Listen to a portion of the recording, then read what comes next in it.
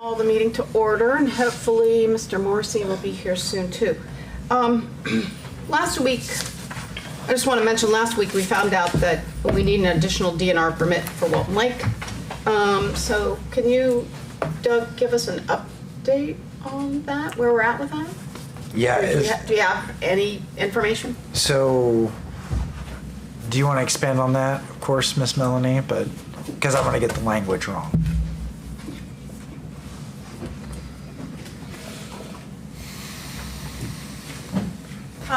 With everything that I was working on last week, it was submitted today.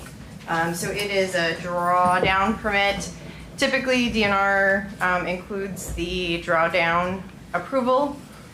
They did include the drawdown approval in their dam permit, but upon consultation with their legal counsel at DNR, the actual Iowa code specifies that they should be issuing 2 permits, even though for years and years and years they have only issued 1 permit. Their legal counsel has advised that they issue 2 permits, and so I submitted that request this afternoon. Do we have any idea on time frame? Considering they have in their minds already approved it, I don't know. I mean, you wouldn't think anything would hold it up, I guess. right. And Correct. I mean, I guess I'm kind of asking again, do you think that's a week's time? Do you have any idea? I don't have any idea. So the questions that they asked were the drawdown rate, what methods will be taken to ensure that there's no downstream flooding. So earliest possible start date of the drawdown. Let me see what else was included on this. And then earliest possible refill, the method of drawdown, and the method of refilling the lake. So those were all included. To answer those, the earliest possible start date would be, what I put on the request was June 16th. That would allow for mailing notifications to all downstream adjacent land owners. It's not required, but that is one thing that they encouraged in the application. Based off of the information that we have, that the total draw would be 11.5 feet, leaving 12.5 feet of water near the dam, and that the outlet pipe has a total capacity of 30 cubic feet per second. When we drew it down in 2018, we adjusted the valve so that it flowed at about half full, or about half capacity, which would take about 2 weeks to draw down that 11.5 feet. So that's what we submitted, that's what we requested to DNR. And so that would be enough for Trish to proceed? As the original project, I guess. Yeah, and so the conversation that I had with DNR Dam Safety was to submit, quote, the worst case scenario as far as drawing things down. That if we had and we made any changes, that that could be done, but if we started off with the worst case scenario, that they can start with that. So you said it would take 2 weeks? That is what's estimated based off of a 8 to 10 cubic foot per second. Is that going in Crow Creek? It's a tributary to Crow Creek, so it goes under the railroad and then goes through, I think it's Schaefer's own a majority of it, as well as Brent and Clark. And then it goes in right on the very east. Actually, the culvert then where it crosses under 34 is that culvert is the dividing line between the city limits and the county limits on the east side of town. And one more question. How much will that lower the lake level at the bridge? or at the cart bridge? So it would take it down to, based off of the elevations that they had on, that French Reneker had on their survey, that would take it to the bottom, the dryness. yeah, to ground. I mean, I don't know what you call it, ground, bottom of the lake. Bottom of the lake, yeah. Yeah, Okay. which is an elevation of 717. And I should say, so the remaining elevation, or the remaining water of 12.5 feet is based off of some 1971 plans. It doesn't account for sediment. That was kind of some discussions we've had over the last couple weeks, is that, you know, we don't really have a contour map of the bottom of the lake, so we don't know how much water is exactly going to be left everywhere. The only elevation that we do know for sure is right at the park bridge. How long is the permit good for? As far as the drawdown permit, I would assume it was based off of the dates that I requested. But again, considering that they've always just issued a construction permit, that's good for the time that construction. I guess my real question is, if the early start date is June 16, what's the latest start date? I said August 4th, the 4th of August, because and I'm assuming that about 75 days between drawdown, allowing the lake area to dry, and then 30 days for construction, would put the latest possible refill date of October 15th. If you're much past that, then we start to get into fall rains. Yeah, so you said 30 days construction, basically. So the contract has 30 days construction period. We've made an assumption of 30 days for it to dry out to the point that they can work. And then based off the calculations, it's 2 weeks to draw down. So 74 days. I'm using 75 days. I assume 75 days in the permit application.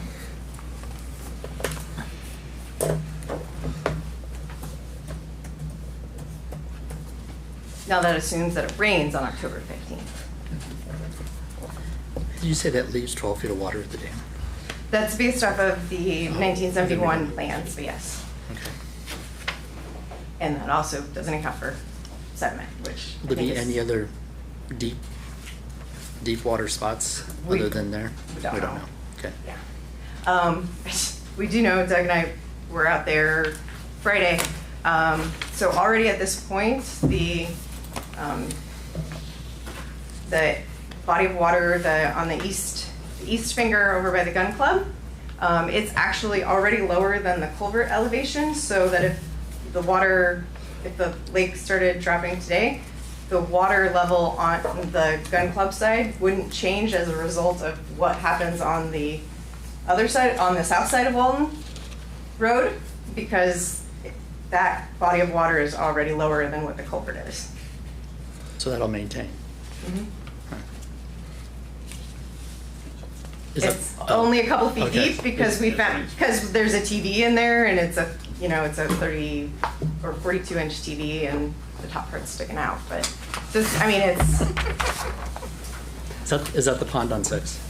Pardon me? Is that the pond on 6? Is it we're talking about? No, this is the one across that she was talking about. It's very shallow. Yeah. Over on your, Big birds closer to your across property? the road to the north. Oh, across the road. Okay. Yeah, it's on the north side. It's on All the right. north side of Walton. I got you.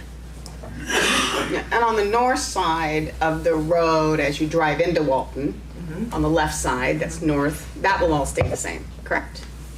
No, I don't know the elevation of that culvert, but assuming that it's at the bottom of the lake, it's going to draw down as we draw down the lake. It will draw down to you. Okay. I wasn't sure about that side. Gotcha. And that's an example of where DNR is a very large department, and DNR wildlife or DNR fishery might have a different opinion than DNR dam safety. A DNR fisheries may encourage pooling an area in order to allow the fish to remain, but DNR dam safety then looks at it and goes, well, you can't have water on one side of the road and dry on the other side of the road. That puts the Walton Road then in a hazardous condition, especially for a period of 75 days, depending on how high you leave that water. So again, at this point, we're not intending on storing anything beyond what's going to remain due to the elevations of the culverts. What questions, council, do you have for John? Yeah, Melanie, the two fingers on the north side of the road,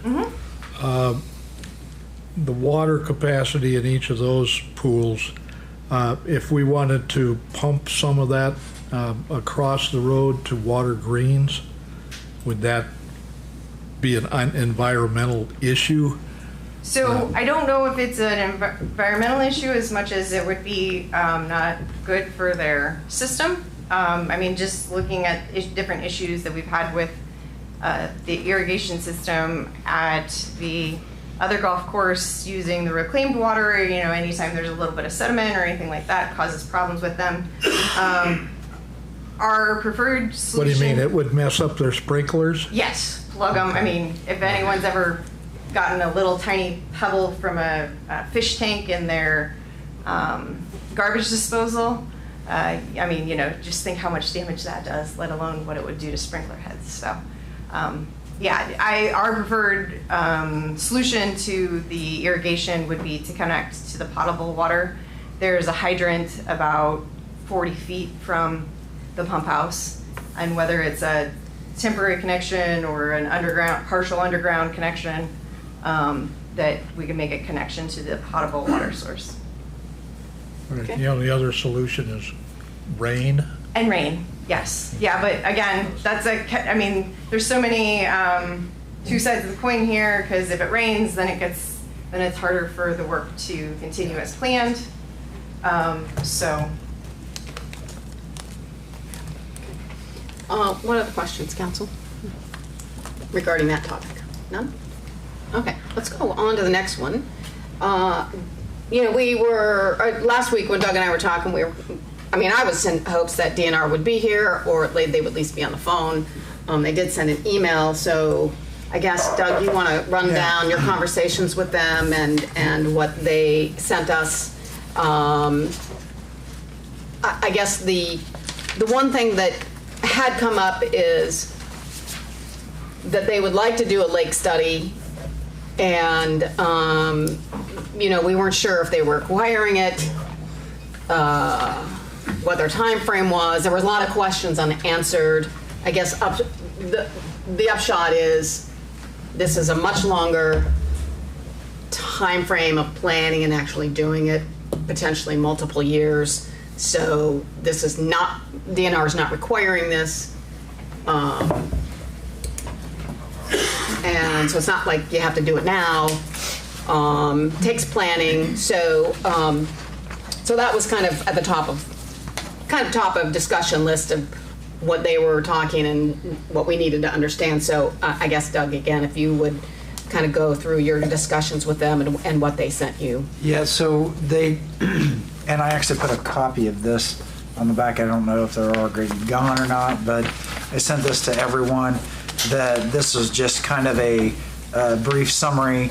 And I've had multiple meetings, and Melanie and I have had multiple meetings with the DNR and the different schools of thought. But the one thing that they have said is they've never been on Walton Lake. And so they would like to get a couple of boats on there. They want to be able to evaluate, they want to do a fish survey, and they also would like to map the bottom. That's something that they've never been able to do because there are no boat ramps. And we found some places that we can accommodate that, but you know, we walked around the entire lake, and they were discussing a larger plan that now that they're looking, that they've noticed that there is some bank armament that needs to be done, that, you know, the city does have, owns 10 feet away from the bank, so that we have access all the way around that, and that they noticed that there's quite a bit of erosion And Walton Lake not only is it surrounded by houses, but it's also surrounded by farm ground. And so they took notice that, the tillage, when it rains, that it brings those sediments in. So they actually have special equipment on these boats that not only can they do sonar, but they can actually test how deep the sediments are at the bottom of that lake. Their calculations are roughly about 30% silted in, and that could pose some issues over time. And they actually have funding for, to address, dredging. They have funding to address access. They have funding for bank armament, and they would like to come up with a plan and work with us over time, which I think is a really good thing. That one of the DNR agents that I was talking to is a history buff and understands the history of Walton Lake and how it started out as a fishing resort, and then it developed into what it is today. And since they've never really had any access to it, that they're not forcing their way in, but they would definitely like to have a relationship and help us. So again, this was kind of the talking points that of dewatering and what happens. They're not real concerned. They do realize that they're, as we do construction and do maintenance, there's going to be a fish kill, and that we're going to lose those fish, and that they're happy to come in. But they also know that there's potentially invasive species in there that they would like to address and get rid of and start over. Did they tell us any idea what the invasive species might be? They did, and I think that it's pretty much grass carp, but they had a different name for some other fish that I did not recognize. Once again, I am not an attorney, I'm not an engineer, and I'm not a fish and wildlife biologist, and I don't want to make anything up, but they had given a fish name that I was not familiar with. But anyway, they did the same thing at Lake Darling and Lake Geode and a couple of others around the state of Iowa, that they went through this very same thing. They did discuss in this document some challenges, and it discusses the sedimentation and the nutrient values and the algae blooms, and they don't discuss the fish species in here. But then they talk about they go over the potential solutions, and there's actually several paragraphs of the things that we need to do over a period of years to help this lake be rejuvenated into the way that it was. We built this lake over 100 years ago, and they would like to make it last another 100 years. So it looks pretty good for the age of a man-made lake. The second thing is, they talk about the stakeholders, and then they talk about public involvement, and then the timelines. The timeline that they give is a lake restoration project may take as many as 15 to 20 years, and it's not out of the realm of possibilities. The lake will not be fully restored in a short time frame, and they go through that, and then they talk about the planning and future monitoring of the watersheds, water quality, fisheries, and shoreline evaluations. So that's what this document is. And then they are drafting us a plan of next steps, and we'll work with them and see where we go from there. So the upshot is that on this study session, the bullet points we had under the DNR report really are moot at this point, because it's not like it's going to happen over the summer, right? And we didn't know that for sure. We thought maybe that was something we wanted to do right away, and would this delay the project? What would we get out of it? But again, it's a much longer time frame that they're talking about. So that was the question I had when I listened to your report. Is how is it relevant to what we've decided to do now? And is it It is not relevant. The DNR is like, you guys do what you need to do. They're very interested at what's on the bottom of that lake, and as we draw it down, they're gonna come out and they're gonna look and see. But they also, I mean, if we drawing down the lake, they will have an opportunity to determine to what extent there is an invasive or invasive species in the lake. Is that right? That's correct. Yeah. So they could do it one way or the other. We did nothing, and then we would figure out how to get their boats. These boats are not small, and so we're not supposed to have boats and motorized boats on that water. And these are large 21-foot V-bottom boats that have all sorts of specialized equipment that will come out and evaluate it. So if the water's not there, they can actually see what we have. And then, of course, it's not all going to go away. It's just drawing down to one side. So hopefully Right. those fish species will migrate. But we will have an opportunity with the drawdown would they have an opportunity to determine the extent of sediment, the depth of sediment, how soft it is, that sort of thing? Yeah. Except for the areas where the water won't be completely gone. Right. And then they can evaluate that at a later date, or we might be able to have them get them access there. I don't know that yet. Any questions, council, on that regarding DNR?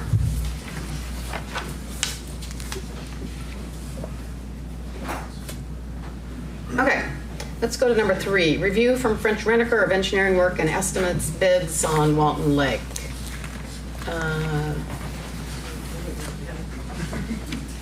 Let's tag team this. Yeah, so we thought it would be important in this study session to again do a review of all the places we've been, so that we had another review and it was more clear for public, and any questions that council may have had or forgotten or whatever. So I'll let you guys take it. So do you want review on the project or the report that I had? I guess I wasn't for sure what you wanted. Yeah, well, sorry. I think the idea was that we go back and say, what was discussed with the committee? Okay. How we got to 3 proposals. Okay. Looking at the 3 proposals, Okay. the 3 different kinds, and how we arrived at a decision. Okay. Okay. All right. So I'll start with the different options then. So the discussion on this really starts on, I don't know what page of the PDF it is, but it's on page 9 of the summary report. And so upon, the first person, I guess, on the city's side to be made aware of this situation was myself.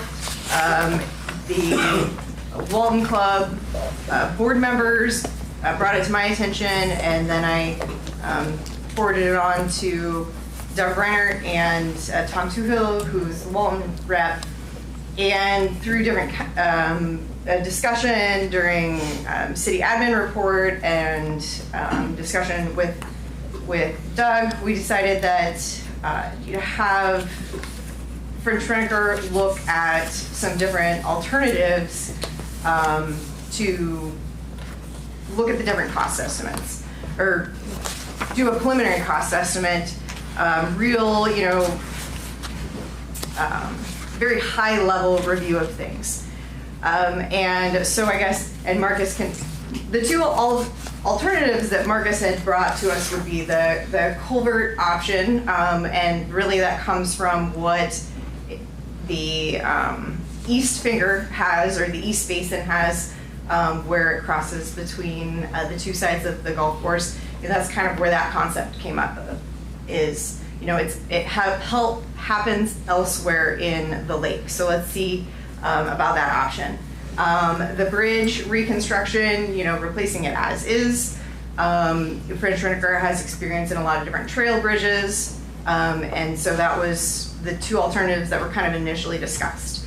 The widening of Walton Road was actually brought to me by the water department of, hey, let's just take them out to Walton Road. And I said, well, let's look into the alternative because we're not going to know if we don't look into it. So, and so those were the alternatives. I think we talked back and forth a couple times, like racking our brain, are there any other alternatives?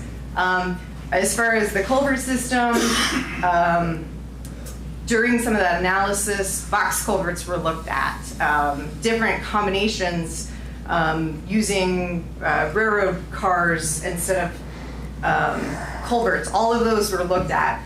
And ultimately, the option that was provided was the cheapest of all of those different options. So, I mean, even though only one was presented to the council, there's about 4 or 5 sub options in there. That Well, now, I think there are citizens who actually watch our meetings, and some go back and look at our history of meetings. And in May of last year, it turns out that French Reneker presented 3 options. May 13th. Are you suggesting there was just one option presented to the council? There were actually 3. I think Marcus presented them, right? Right. Okay. Yeah. Okay. Yeah. And that included the pre-engineered bridge. Is that Yes. correct? Okay. Yeah. Okay. No, but what I was saying is on the culvert option, what was presented was a number of smaller round culverts. I just want to go back to the point, like it was a year ago that we presented with several options. Yes, Okay. yeah. But on the culvert option, more than just the number of culverts. I mean, box culverts were looked at, railroad cars, multiple different versions of culverts were looked at. So, but the 3 options were looked at. And so then, Ways Property Committee had some discussions, and I guess I don't know how much detail you want to go into as far as the pros and cons on that. But that decision was made to move forward with the culvert option. And then Ways and Means agreed to the funding.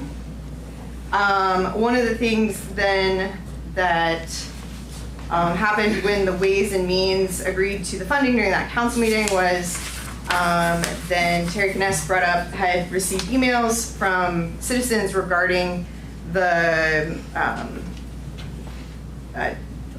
other versions of bridges. And so these are mentioned on page 10. These were a couple different bridges were looked at before we went into final design and before French Reneker's agreement was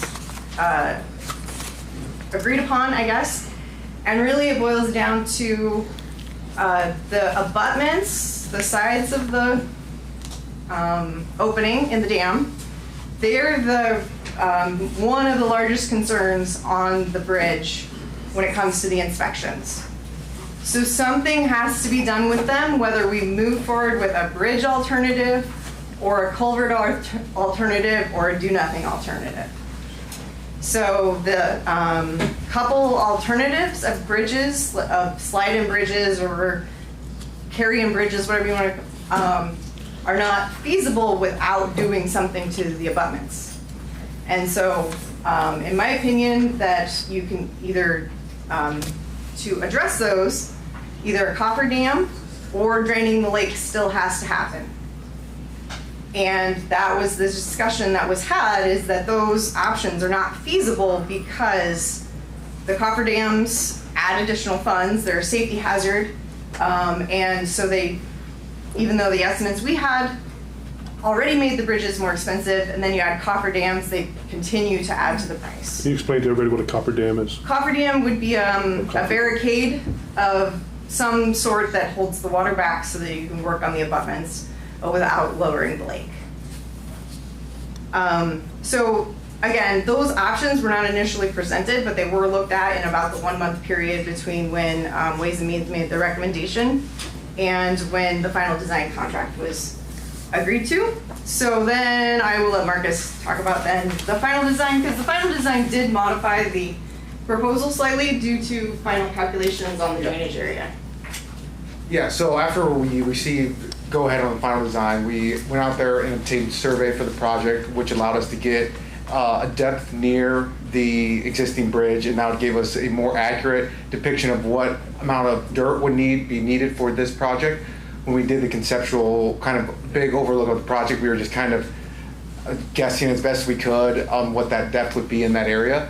And then after we did get the obtained depth, we got more detailed on the hydrology going on, and then we completely did like a hydraulic analysis on the pipe culvert option, and then that came to us that we needed a couple more culverts. Instead of our initial design showed 6, the proposed showed 8.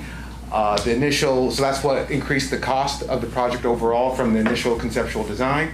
And then from that, we still came in under the bid of what the cost would have been that we projected for the bridge design. And just to go over the bridge design a little bit that we did in our kind of, when we did our bridge reconstruction option, we reached out to a prefabricated bridge contractor, and or supplier, I mean, and they gave us a quote for what the bridge would cost. And then we added additional cost, what it would cost to get a crane in there to install the bridge. And then we assumed that, not assumed, we, addressing the abutment situation, like Melanie said, those abutments need to be replaced with either concrete or sheet piling or something along those items. And our cost estimate reflects replacing those abutments to be able to withstand that new prefabricated bridge. So that's kind of the items that we looked at, and I think that's information included in Melanie's report as well.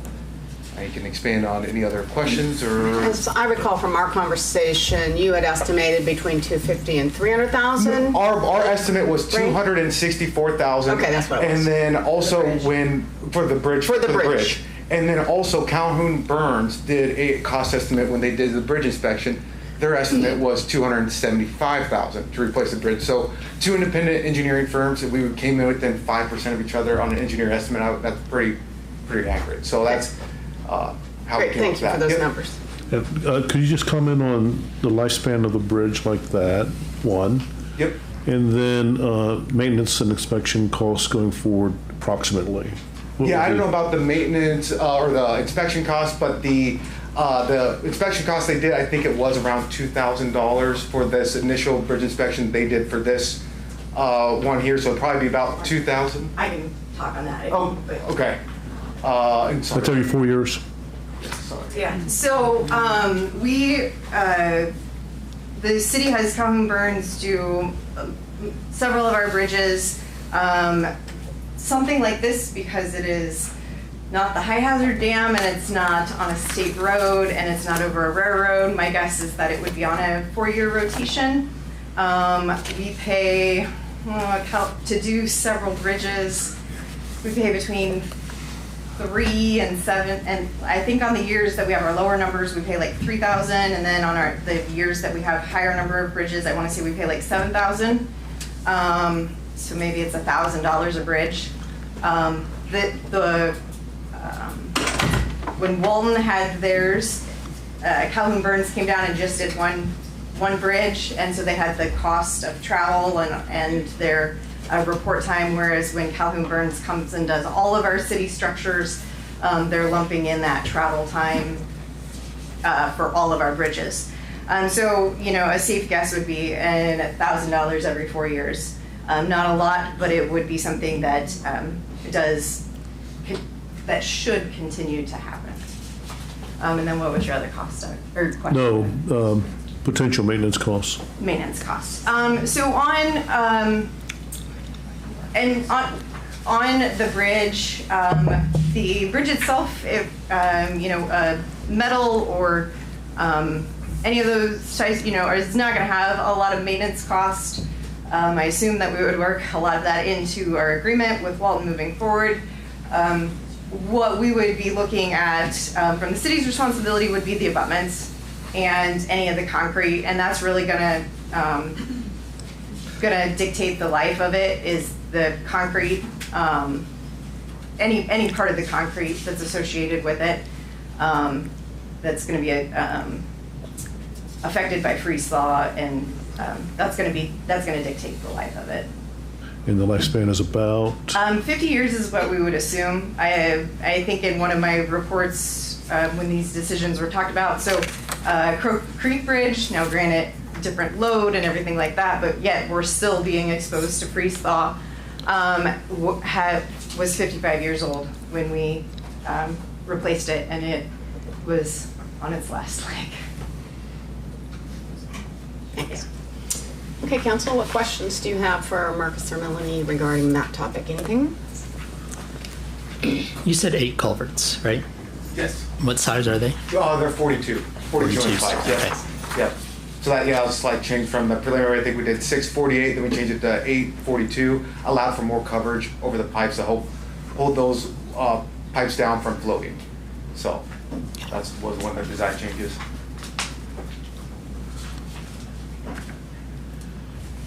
Alrighty. Anything Now, else? Yeah, but are we feeling that one of the criticisms of this design is that maybe it's overbuilt? Do you think it's overbuilt? Well, I'm an engineer. I don't think anything's overbuilt, but I guess I'm not sure if that is. I have not seen that question. I have. Okay, all right. So We were accused of All right. overbuilding the bridge on Oh, the okay. spillway. Didn't Yeah. we replace the bridge with a larger bridge at the time we put in the central sewer and the central well, water? that was after before the my time. subdivision Yes, was I do know approved? you did that. Do you know that historically though? I do. That is in the report. Yeah. But If we hadn't overbuilt, would we have been able to take fire engines and ambulances out Correct. to the 35 lot subdivision? correct. And I will say, I mean, that is listed in the benefits and the pitfalls of each of the options.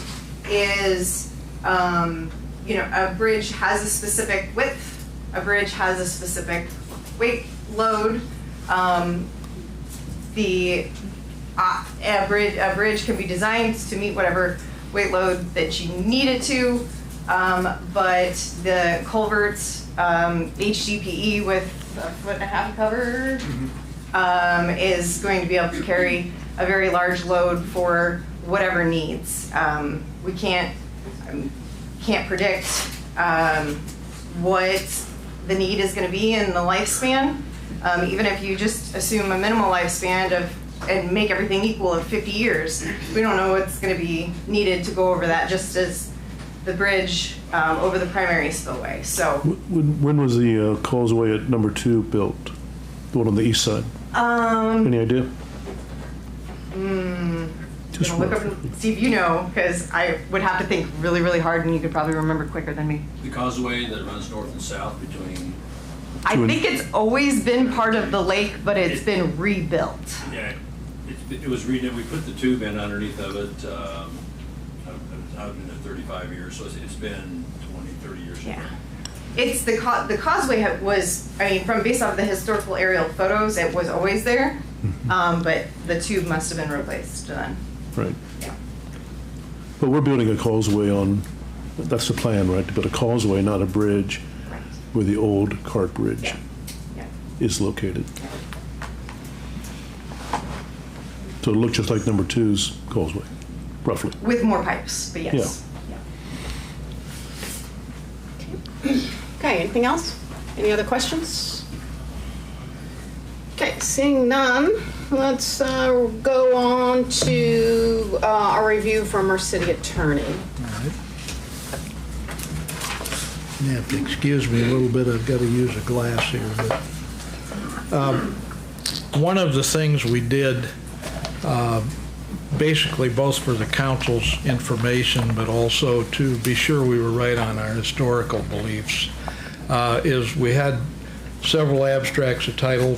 They're all the same abstract that was prepared for our 35-lot Walton Lake subdivision that was approved by this council back in 2000.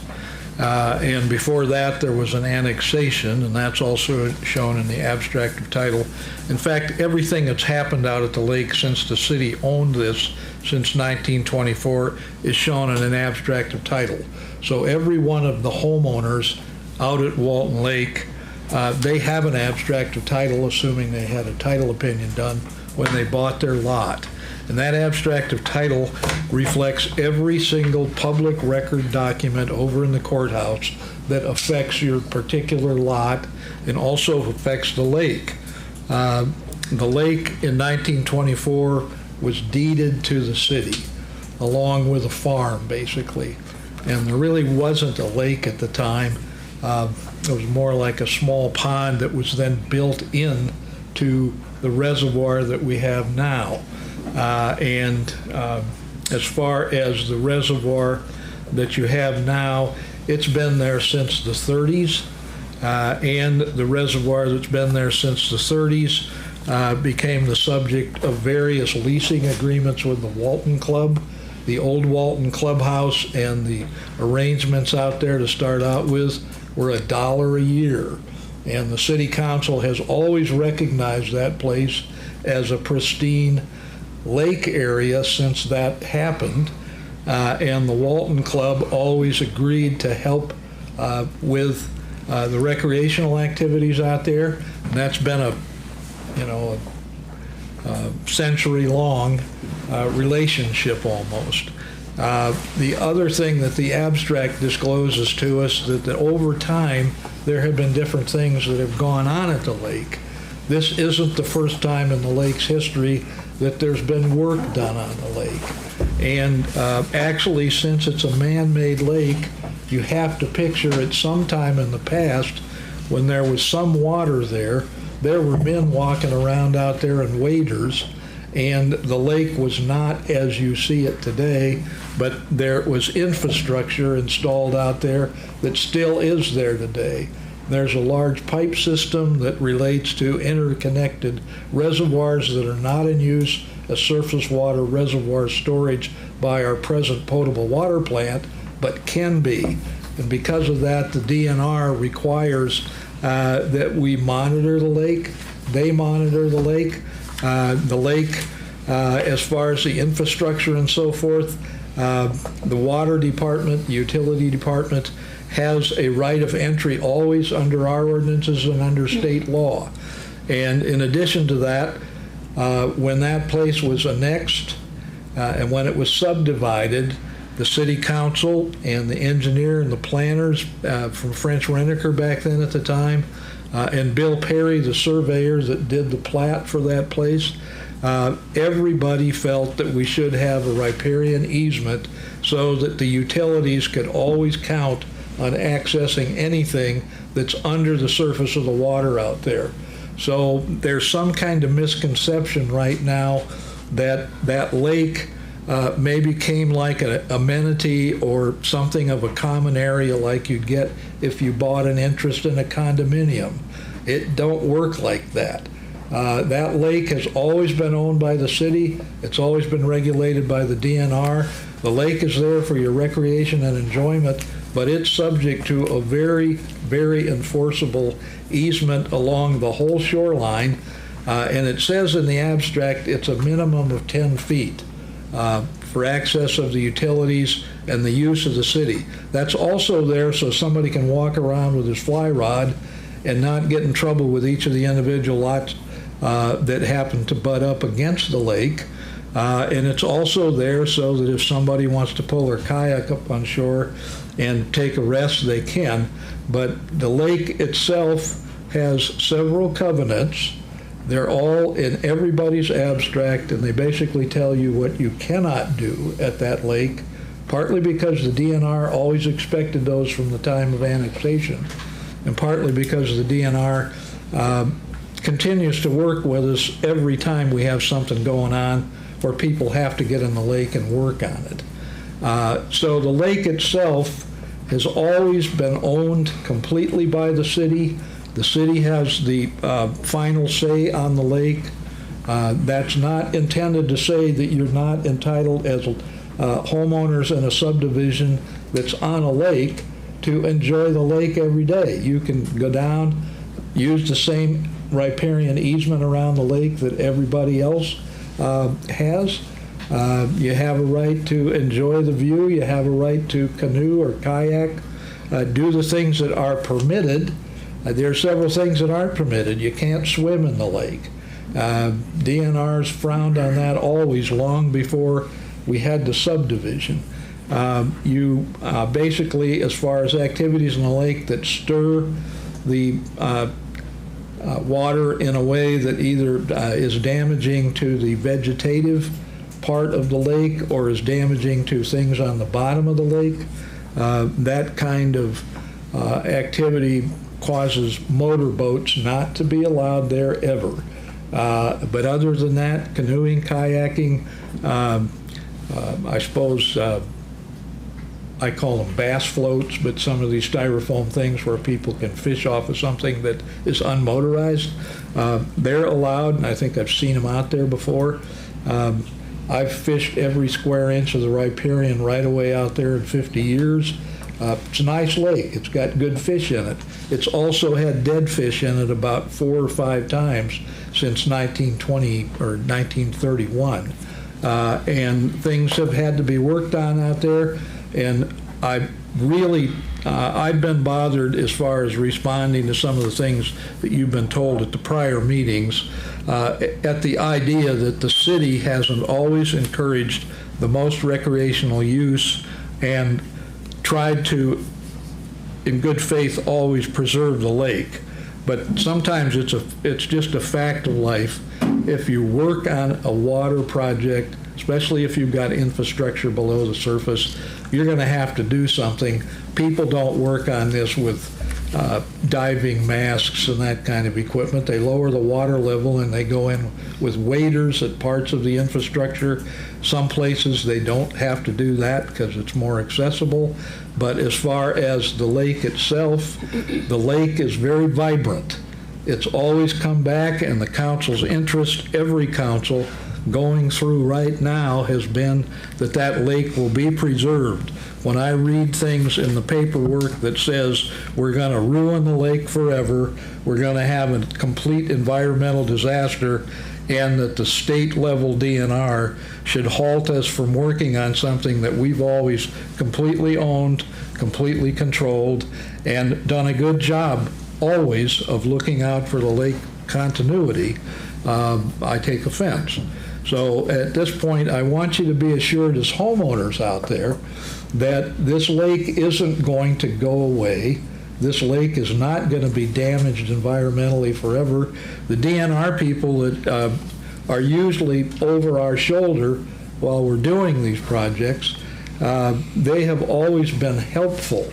And they're going to be just as helpful this time, too. I have no doubt that the conversations that our city administrator has had with them about things that are available for restoration when the lake is worked on, things that are available as far as restocking, as far as fish that might die, those are things that happen. This state's got over 1,000 bodies of water that the DNR manages, and believe me, that's the only place that's possibly going to have some fish killed to fix the lake and the bridge.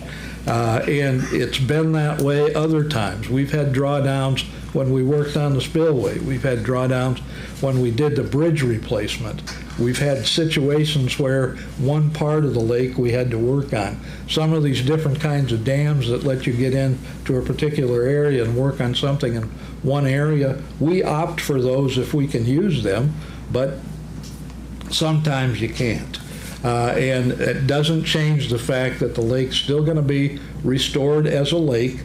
It doesn't change the fact that DNR is going to be over our shoulder, and it doesn't change the fact that DNR will help us also with the fish and so forth.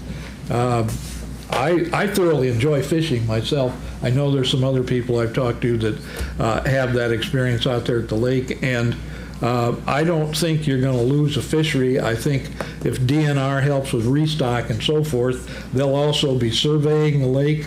You'll have a better fishery by the time we're all done with this. So I'm not worried about that being an environmental disaster. I'm thinking it'd probably be an environmental improvement as far as some of the fish quality there. So I don't want you to be worrying about the fish. The fish managed to survive anyway. Smell. Well, yeah, The there's smell's going to be horrid. Yeah, There's a lot of fish out there, and if the whole thing's empty, they're going to die. I hear you, and I don't think that necessarily the engineers have said the whole thing's going to be completely empty. It'll be low, but there's spots in that lake, there's pools. Not every, I mean, I walked across the Des Moines River when it was 6 inches deep, but then I caught catfish out of pools down there. Fish are a little more resilient than you're giving them credit for. But that's not what this is about. The bridge is something that's necessary for human use. The fish restocking is something that DNR will work with us on. Parts of the problem here, though, too, are that when you do things with the DNR at various levels, we have a very good personable relationship with our DNR people in this part of the state. And as Doug told you, they've been down and visited with us. We were hopeful maybe one would be here tonight. But as far as DNR viewing what we're doing as dangerous to the environment, that's the last thing I believe DNR thinks. As far as what we're doing, as far as a long-term solution, DNR is going to keep its hands out of this. DNR would like to have use of the lake for their survey as far as both a subsurface topography mapping of the lake and a fish survey. And I don't know if there's anything else, Doug, or not, but my recall is that we didn't see any problem with them doing that, except for the fact that we have a prohibition by our own city rules about putting any boats on it that are motorized. And my guess is that DNR's, even with electric motors, they're going to be bigger than we're used to on that lake.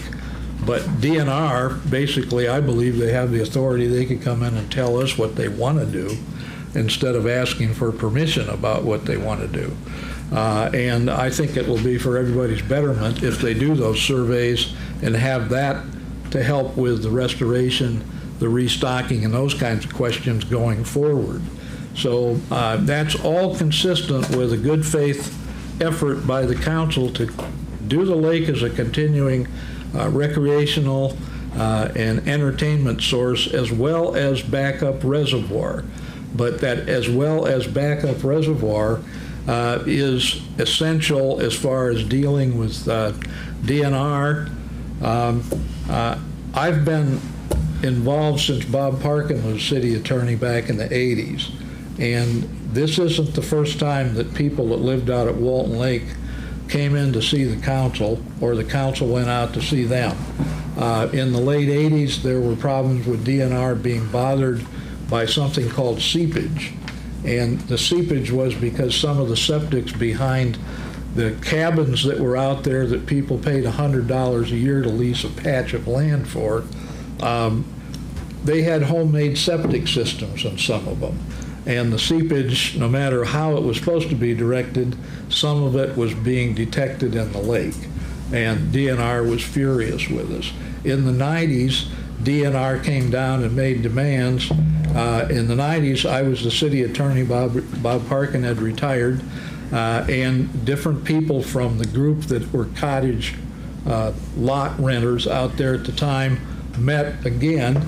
And they were afraid of the DNR solution. The DNR solution at that time was you got 18 or 20 of these cabins out here on lots you rent $100 a year. This could just as easily be a meadow if you're not really willing to fix the seepage problem and do something about central water as well as central sewer. And at that time, it was sort of a standoff for a while as far as the lot owners out there. The city council was faced with a question about whether they were going to cancel leases. The leases for everybody out there were up in 1998.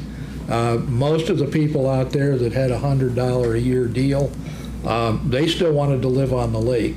So the council at that time came up with a plan, and it's what you got today. Your homes out there and your lots were the part of a solution to put in a centralized sewer system and a centralized water system and make that cost efficient by selling lots that covered back the cost of that infrastructure.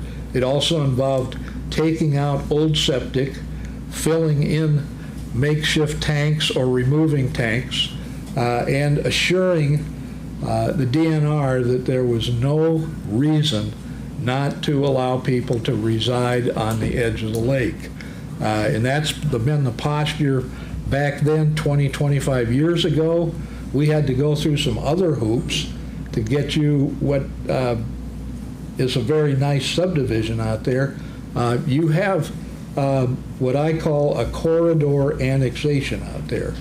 The Burlington Northern Railway, we had to mess around with them for about a year because it's basically your extension of the city limits boundary from what is uptown by the high school going back in the direction of Walton, and corridor annexation is frowned on, very much so, by the City Development Board. In fact, they've turned us down another place where we wanted to do corridor annexation up by our airport and use Highway 1 as a corridor to treat as adjacent city property that would touch on property up there that we wanted to annex. So it doesn't always work, but anyway, the Burlington Northern Railway was willing to cooperate with us and let us have their right-of-way basically to treat as the corridor out to Walton. And that whole subdivision at that point became a part of the city limits of the Fairfield, and your subdivision was the next step after it was an addition to the city. So that took us a year and a half to get there, and then we did the subdivision. And the other thing that was extended for all of you that have abstracts was we allowed the people one at a time that were going to stay out there in their cabins to meet with Bill Perry from French Reneker and draw the lot lines for a lot that they were going to have a cabin on. We expected everybody out there to improve their cabin to the point where it complied with our city zoning code building size requirements. There isn't anything out there right now that doesn't comply with our zoning code as far as building size requirements. We also had one massive jigsaw project out there as far as getting the lots organized the way they are in the subdivision plat right now, so that the lots complied with our city ordinance as far as lot size. Every one of your lots out there is compliant with our zoning ordinance.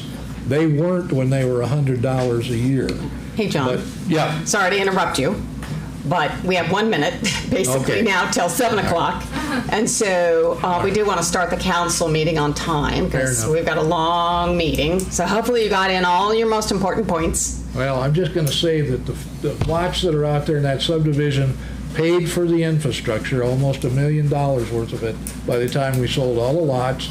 The city council attitude about that place as a continuing lake and as a nice place to live is still the same as it was 50 years ago, still the same as the time that we had it subdivided and put it up for sale.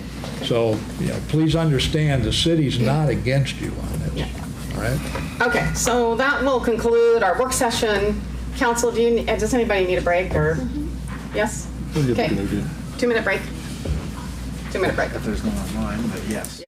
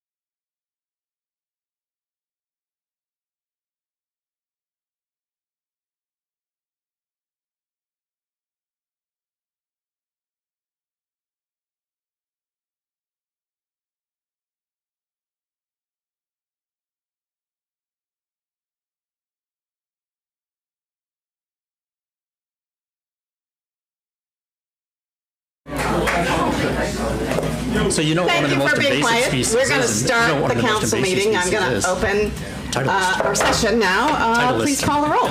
Toohill, Here. Flournoy, Yes. Andy, Yes. Kness. Yes. Rowe. Yeah, here. Great, thank you. Is there any changes, council, to the agenda? Anybody have any change? If not, we'll move on to the consent agenda. Approval of the minutes of the May 27, 2025 council meeting. Approval of the June 6, 2025 payroll in the amount of $230,805.23. Acceptance of Beautification Commission minutes. Acceptance of Carnegie Museum Board minutes. Resolution of assignment of additional duties of personnel. Approval of liquor license for the Hideaway Pub LLC and BPO Elk Club, number 1192. Elks Lodge, sorry. Approval of ACH payment to the Department of Revenue in the amount of $14,207.91. Approval of special claim Midwest 1 in the amount of $9,104.92. Approval of special claim WEX in the amount of $3,341.84. Approval of total claims in the amount of $334,642.71. We did have one claim more than $75,000 to Christner Contracting, which was for our fire station, in the amount of $194,112.71. I make the motion we approve the consent agenda. Okay, moved by Flournoy. Second. Second by Gandy. Questions? Just a comment. When the Beautification Commission met, they did not have a quorum. So I think they should be reminded they need to have a quorum in order to do business. Okay. And Thank you. I did review the claims and everything seemed in order. Okay, great, thanks. You want to communicate that with Deb? Okay, great. Okay, with that, any other questions? Hearing none, please call the roll. Flournoy, Yes. Gandy, Yes. Rowe, Yes, although I'll be abstaining from the approval of the minutes of the previous meeting. Kness. Yes. Toohill. Yes. Okay, great, that was approved. So we do have several public forum and appearances, and I would like to remind everybody who's speaking to give us your name, let us know what ward you're in, and certainly if you're going to speak about Walton, let us know if you lived out there. I think that would be nice, the council knows. And you will have 3 to 5 minutes.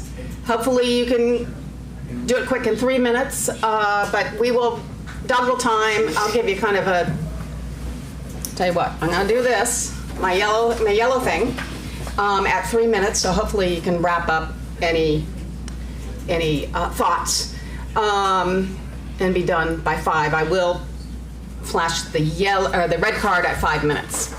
So, and I just ask that people be respectful, let the person talk there, and when they're done, council can ask questions, and vice versa. If council's talking, that you not interrupt the council person if they're having a comment to the speaker. And this isn't a public forum in the sense that, where anybody gets to raise their hand at any time. Just the people who are assigned to come up and speak and have asked and requested, that's what we'll stick to tonight. And so again, we have several, plus we have another report from our library director, so let's get started. Our first one is Rachel Canon. It's related to a water bill belonging to a tenant. So if you could address the council and tell us what the issue is. Should I give you a copy of what I have? I think they've seen it on their, it's what you gave to the council earlier, right? Yes. Yeah, so they've seen it. Oh, okay. It's attached to up there. My name is Rachel Canon.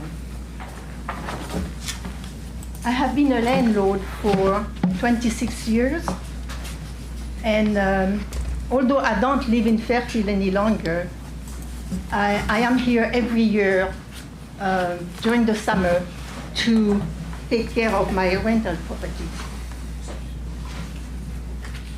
Last June, I went to the water department to ask them to reconnect my water on rental properties. I had to drain the pipe during the winter. My renter left, so I wanted to make sure for my next renter, it would be fine. But the city, the water department said, "Oh, well, we are not going to do so unless you pay your bills." And I said, oh, sorry, I don't live here, I don't have any water bill. So they said, yes, you owe us $109.82 here on your apartment A. I said, apartment A? Yes, they said, you opened the door for us to read your meter August 16, 2024. And you opened the door again 1 week later, August 23rd, to read the meter again. Well, I said, okay, this is not possible because I always go back to California the beginning of August. And I have my ticket here. I flew August 7, 2024 from Cedar Rapids to Los Angeles. So when I went to the Department of Water, I thought that the meter activity was looking a little bit weird because the reading, whether you look at it August 16 or August 23rd, 2024, it's the same reading. In other words, there is no water. No water has been used. Yet the city said I owe them 180 gallons of water. So I talked to, what's her name, Laura Franklin. She works at the office, the water department, and she looked at her computer and she said, oh, this is an estimate for July 2024. But July, 1st of July 2024, I had a new renter called Devotee of Men. And Devotee of Men has a contract, that's his rental agreement, and it's written on it, lessee shall be responsible for arranging for and paying for all utility services required on the premises. So I always try to make sure there is a good connection between my new renter and the one who is living. So then 1 week before that Hoffman came to the apartment, I sent him an email reminding him what he's supposed to do. That's an email, my email, I sent to him on June 26, about 1 week before he entered the apartment. I said, Dave, make sure we understand each other. Please put your name on electricity, gas, and water on or before June 29, 2024. Connor Everett is leaving June 29, 2024. Connor Everett and Dave Hoffman were friends. This is why I took Dave, because he recommended him, So then I did not have any gap between my two renters. So from my point of view, this bill, I am here tonight to ask the Board of Trustees to recognize that this water bill of $109.82 does not belong to me. And we could say it belonged to Connor Everett because Connor did not disconnect his water meter. But they were friends. I think Connor just thought everything should be fine. So we could say this bill belonged to Connor, but yet it still does not look really correct to me. And the question is, who used the water? The water has been used by Dave Hoffman. So I do believe that Dave Hoffman should pay the invoice. So a renter was leaving. Yes. And there was a new person coming in. Yes. One did not cut it off, and the next person didn't sign up. That's right. The one did cut it off the day he left. It was disconnected. It was his last day. The new renter did not sign up for it. Okay. In time. So the new renter used about 2 weeks of water. And then they left. At least No, 1 month. they're still. They still live there? I believe they're still there, right?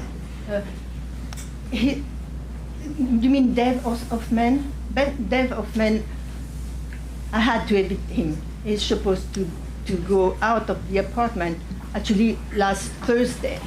Okay, so that person's gone. So It will be, because it's still there. I'm in the understanding that the second renter owes her the money. Yes. Okay, So that's a Have you returned that's a his case between the two of them. Have you because it's her returned his property. deposit to him? Excuse me? Have you returned his deposit to him?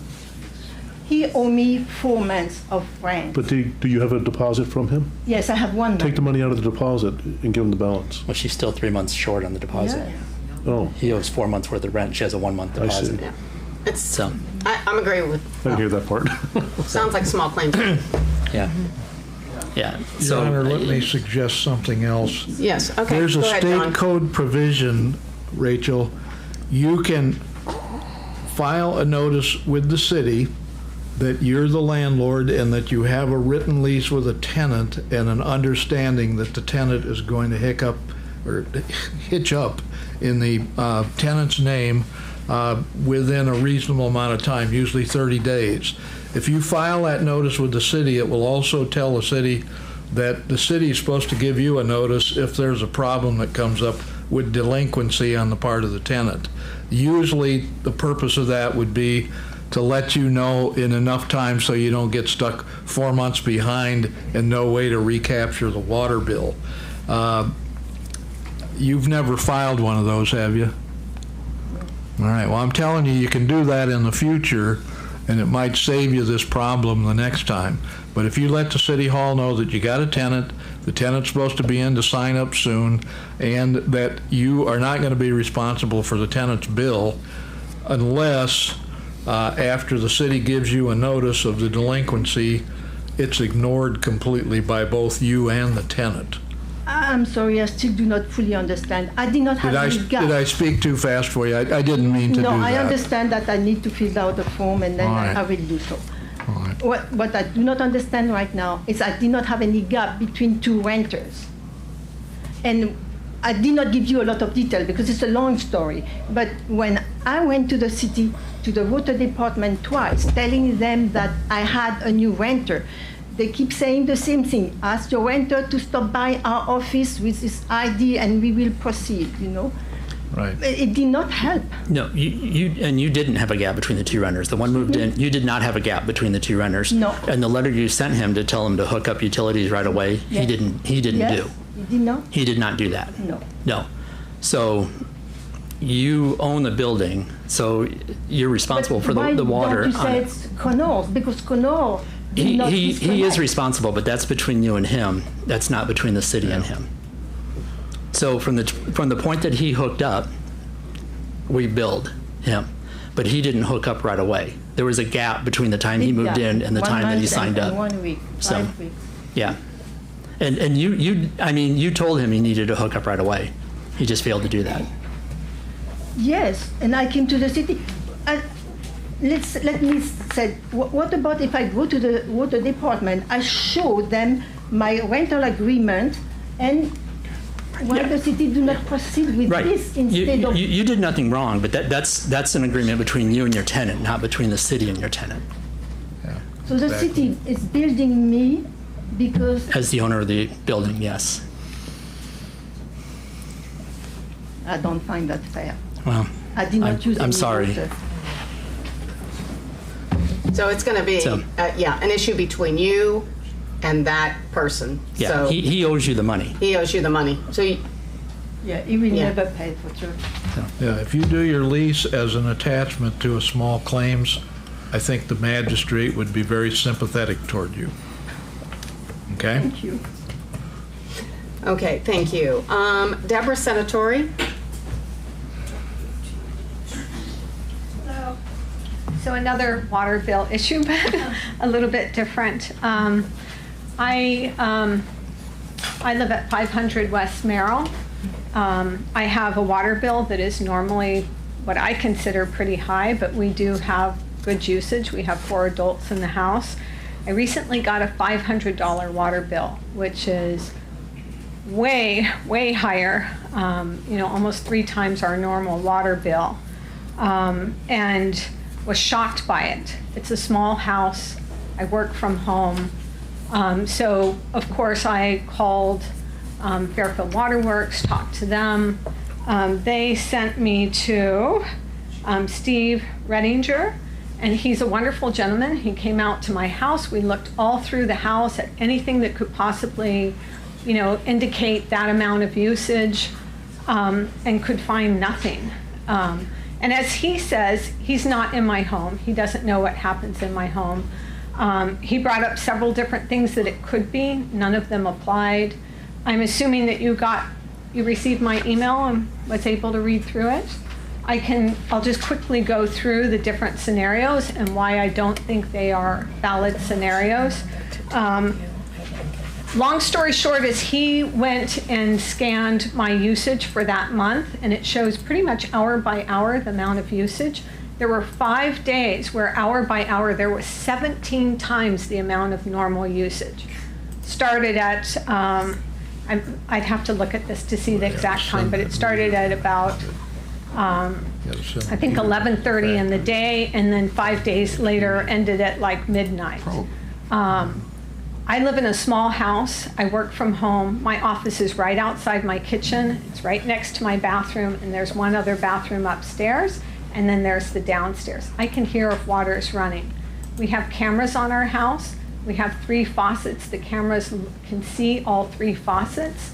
So we went through different scenarios, and mind you, that's 5 days of 17 times the usage started and stopped with no difference in how we are using our water in our home. I did a AI search, of course, to figure out what it could possibly be. I also talked to Steve about this. He came out to my home twice and we looked at everything. AI indicates that there can be cross-meter readings. I believe I have a smart meter because they take it from the curb, I understand. And it says here, it's possible that your meter is incorrectly assigned. You could have been billed for someone else's spike, and that's a pretty common thing. I'm asking if you can verify the meter to home mapping. Faucet left on by accident. I checked my cameras for outside faucets for those 5 days and saw absolutely no indication of someone coming up to the house. Steve had indicated a neighbor or someone could have come up and used my faucet. The cameras proved that that did not happen. Inside the house, for 17 times usage per hour for 5 days, I would have seen water, I would have heard water. Let's see here, toilet flapper leak. Very common thing that I know happens in homes, but it wouldn't happen and use 17 times the amount of water in 5 days.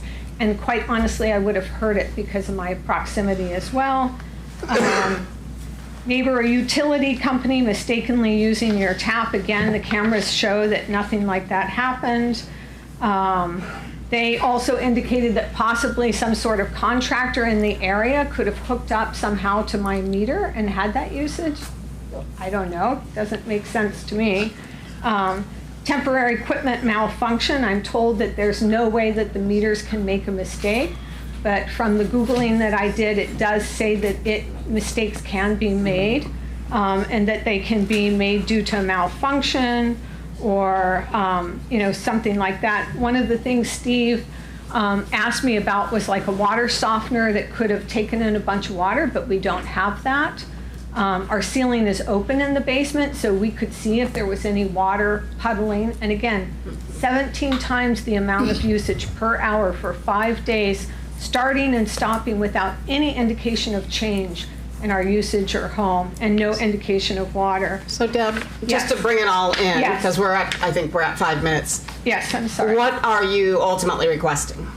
I'm requesting that I just be charged the maximum bill that I've ever had, which is $190, which I think is really high, but nonetheless, and to let go of the rest of it. I do intend to install another meter after your meter so that I can measure in the future and we could compare. But I just don't understand how that's even possible. I don't mind paying a bill if I've used the water and I know things can happen, but I see no logical explanation for this. Steve? And I can show you Yeah. this also, which they printed out for me. Steve, do you want to add anything at this point? She pretty much summed it all up. It did start at, because Jared Goodrich and I went there and we cataloged it, Yeah. which was a good thing, so we could see what happened. Mm-hmm. And it started on April 28th at 12:40 a.m. And it ran for those 5 days until 11:40. I think it was AM. Yeah. Remember, it was during the day. Yep, Yeah. 11:40 a.m. And that breaks down to about 2.5 gallons per minute is what it was running. The only explanation I have for that is it had to be a toilet. I looked all over the house, like Deb said. She had 3 faucets I have all new outside. toilets, and I could hear them running because my office is right by them. 3 of them. Okay. 1 in the basement and 2 upstairs. One upstairs and, well, One in the first mid-level, floor and second and then floor. 1 in the Yeah. basement, which is only used for And emergency situations. Yes, the basement, yeah. But it's a brand-new toilet. There's no indication of it running. I know you don't have to believe me, but I have very good hearing, and I'm very aware of that sort of thing. I have had a toilet run before, and I hear it, and I go and take care of it. I'm always home, so it just makes no sense to me. And I don't think my bill would be, 3 times the amount of usage from a toilet running for 5 days. But toilet leaks can vary. They can be like 0.03 gallons per minute. If it's just a flapper and it's barely cracked, to an open flapper, well, that's wide open. Or the float sticks, and it's going over the overflow, nonstop. Okay. So council, what do you want to do? Any thoughts?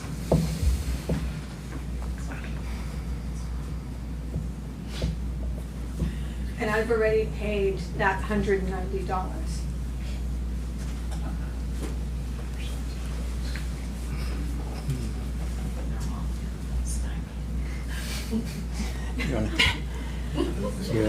What's that little dinging song? I've got a One question. banjo, ding, ding. I've got a question. How likely would it be if a flapper does open significantly to allow gallons of leakage per hour or whatever happened, for it to randomly close again and for the leak to seal up completely? Somebody used that toilet and didn't use it again.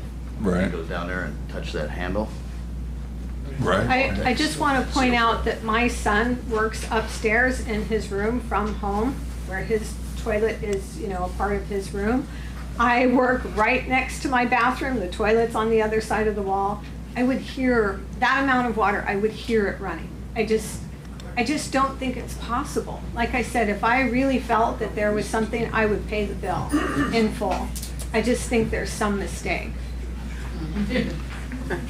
And those meters, they all have their serial number. Each serial number is for that residence. And that's the only residence it's going to read.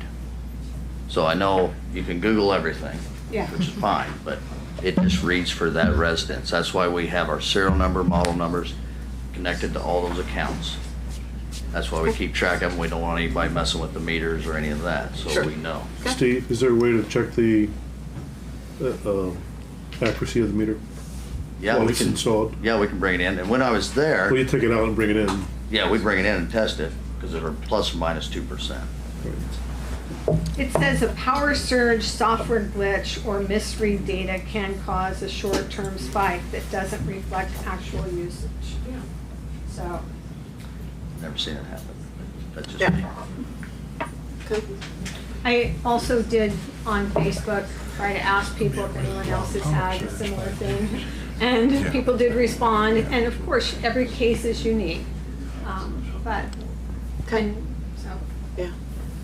So, any action at this point, council? I think. Is there any chance you could prove it was outside? I have cameras. Now, the only thing is our cameras are,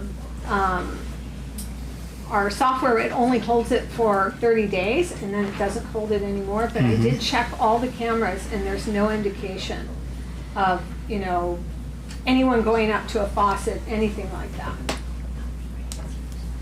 And of course, it'd been That's- 30 days since she got the bill, and then I was called in to Right. look at it. Now, I could go She and had 3 see- outside faucets, Yeah. and she had those water sprinklers, 2 I of those. I have a motion deer. sensor water sprinkler that will keep the deer from eating my garden. Okay. And believe me, if it is going off, I hear it. And if it's windy, is part of the thing that can make it go off a lot. I hear it and I turn it off. And I go in and out of the house, so there's no way you're gonna see that.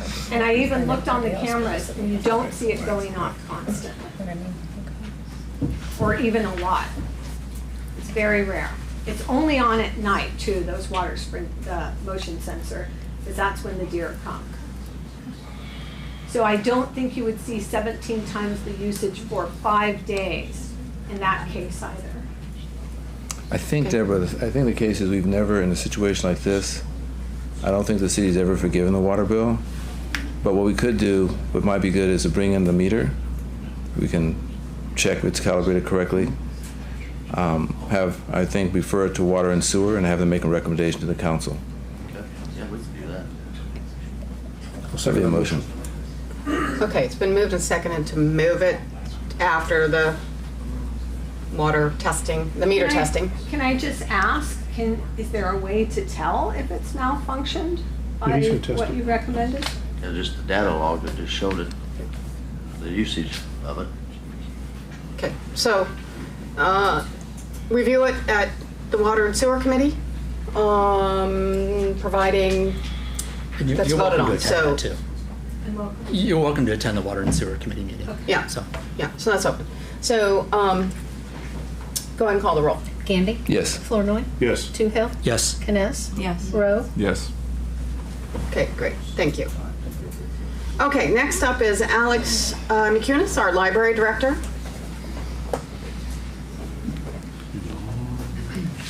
Good evening. Thank you for the opportunity to speak with you tonight. I'm here on behalf of the Fairfield Public Library Board of Trustees to share an update from our May board meeting regarding the use of library reserve funds.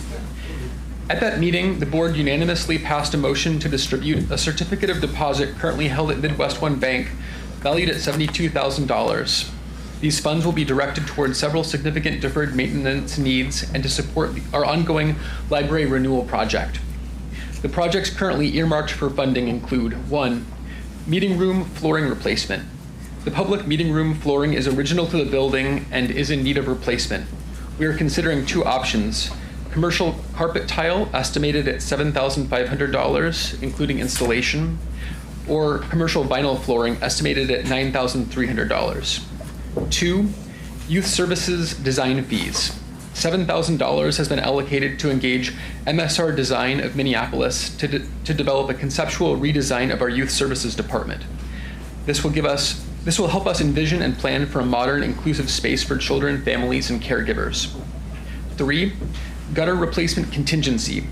The library's gutter replacement is scheduled for 2026 and in large part funded through local option sales tax revenues. Based on an updated estimate, an additional $7,000 to $10,000 may be required beyond our current budget. And 4, public restroom updates. We plan to modernize our public restrooms by installing new sink counters, sensor-operated faucets, and updated stall partitions to improve hygiene, accessibility, and appearance. In addition to these projects, the board is actively exploring the viability of using a portion of these funds toward a future roof replacement for the library. The roof is approaching the end of its useful life, and early estimates place the cost between $280,000 and $300,000. We are currently researching funding opportunities through the USDA's Community Facilities Program, as well as grant programs administered by the Iowa Department of Economic Development. These investments reflect our board's commitment to maintaining a safe, functional, and welcoming library that meets the evolving needs of our community. The decision to release these funds was made with careful consideration and with an eye toward long-term stewardship of our public building. Thank you for your continued support of the library. I would be happy to answer any questions. Any questions, council? I have a quick question outside of this. Did you meet with supervisors this morning on the opioid request? I did, and they approved the request. I was so happy. I was going to bring it up here under the mayor's thing, but I knew you spoke there. So can you briefly just let them know what your request was? Because the city has money there too, and we've always done the vote here too. So, but it's good to know that they approved yes. Yes. Well, this past year, I was a participant in the Leadership Fairfield Next Level Leader program. And as part of that program, I was required to develop a vision for a community improvement project. And one of my projects is a Read to Recovery collection for the public library that would include literature related to recovery, self-help, general wellness, kind of around trauma, mental health challenges, and I've connected with local 12-step program members who have expressed a willingness to contribute annually at no cost literature approved within their own organizations. But I wanted to get more recent kind of alternate perspectives on addiction and recovery and mental health, and so I've been looking for funding in the community, and Ken Daly actually brought to my attention the funds through the opioid settlement, and so I requested $3,000 from the supervisors to purchase a mobile book cart that has sort of a display component built into it. It's made of steel, I believe, and made by Library Furniture International out of Ankeny, Iowa. With the cost of the shelving unit, we'll have probably close to $1,000 to seed the collection with literature, and most likely we're going to keep this unit, the shelving unit, in the sort of outer lobby so that people can very freely take from this who are in need. Okay. So, Council, I was going to report on this in the mayor's area because we do have an opioid meeting tomorrow morning, and then I found out that one of the supervisors had asked you to come to the supervisors meeting this morning. So they've approved it, and I think if you guys want to just, if somebody... I'll make the motion to approve $3,000 out of the opioid settlement for this project. That'd be great. Thank you. I just wanted to share that I'd heard that, like as of a year ago, or last October, nationwide opioid-related deaths had decreased, but in Iowa, they had actually increased from the year previous. And also as of last fall, the state still had $147 million that was had not been expended. So I thought probably Jefferson County has some funds to provide for this. Yeah. I'm excited about it. Yep. So is there a second to Mr. Flores? Second. Second by Gandy. Any discussion? All those in favor say aye. Aye. All those opposed, same sign. Great, that's approved. And it's great, great opportunity. I'm glad you brought it forth. Thank you so much. We've been looking for ways to, useful ways to spend that money. Thank you so much. Great, thank you. Thanks for what you're doing. Okay. Let's move forward, and I'm going to move these over here to Doug. He can do the, sorry, but I can't pay attention and pay attention. Not good. You're doing two things, right? Here's a heavy man. Yep, he's going to be the heavy. So first up is Tom Terrien, and so go ahead, Tom. Okay. Well, I was here once before, and I just wanted to just kind of do a timeline because Connie, the last meeting you kept saying, "Where were you? Where were you? Where were you?" Well, I was here before these decisions were made, and I had inquired on them, and I'm going to read this straight of emails, mainly because I kind of represent now the entire Walton Lake community out here. It was interesting. I was reading the report from the DNR that came in just at the last minute. Doug, you were kind enough to send it out. And the first of the stakeholders that they listed were landowners. And a little history on Walton is when I bought the lot back in 2004, I was one of the first to do it, and it was kind of fun. We had to have an auction. I paid for what I thought I was going to get, and we had to auction the lot off, and I ended up getting another lot. But the point is, I built a house there.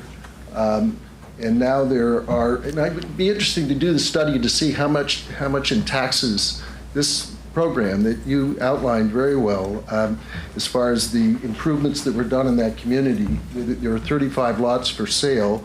I think that the tax revenues there now in the adjacent property over across the lake and across the street that uses the Walton Lake sewer is over $240,000 a year. And it's a far cry from what it was in 2004. Oh, yeah. So it has built up to a very beautiful community. The thing was that what happened was, and I'm going to read these to you, and I'm sorry, Terry, you picked the short straw on this one because you're our Walton Lake representative. But this is basically the way it went. Terry, I've been informed by a neighbor, and this is on September 23rd, by a neighbor you were planning to drain the lake in October, which I thought that was the rumor, to repair a bridge on the golf course. Tom, what year is this? 2024. Thank you. How many feet down is it going to go? And I'm surprised why we were not notified of this. Have you checked with the DNR? Is there going to be adequate amount of water remaining for the fish and other wildlife? The last thing we want is a lot of dead fish. Thanks for your reply. We're at 2273 Walton Lake Drive. Terry did respond that evening at 9:25. Hi, Tom. We are not at that point yet. It has not been decided even how to proceed at this point. We'll keep you posted. Now, Terry, at that point, you did know of 3 options. This was in September of 23. It's just the more information that we have, the more that we can cogitate how we can offer ideas to you about how to do this. The main thing I wanted was not to see the lake drained. Wait, you said September of 23 or 24? 23, 2024. September 23, 2024. Yeah. All right, thank you. Okay. Then I hadn't heard anything. Tom, I was just going to mention that property committee last year in 24 was Flournoy, Gandy, and Esty. So Terry wasn't on the property committee at that time. No, this was the Ways and Means, I understand. Okay. She was on Ways and Means, right. but not property. So then I measured, on October 3rd, 2024, I went out and measured the existing bridge. Found it was 6 feet by 72 feet.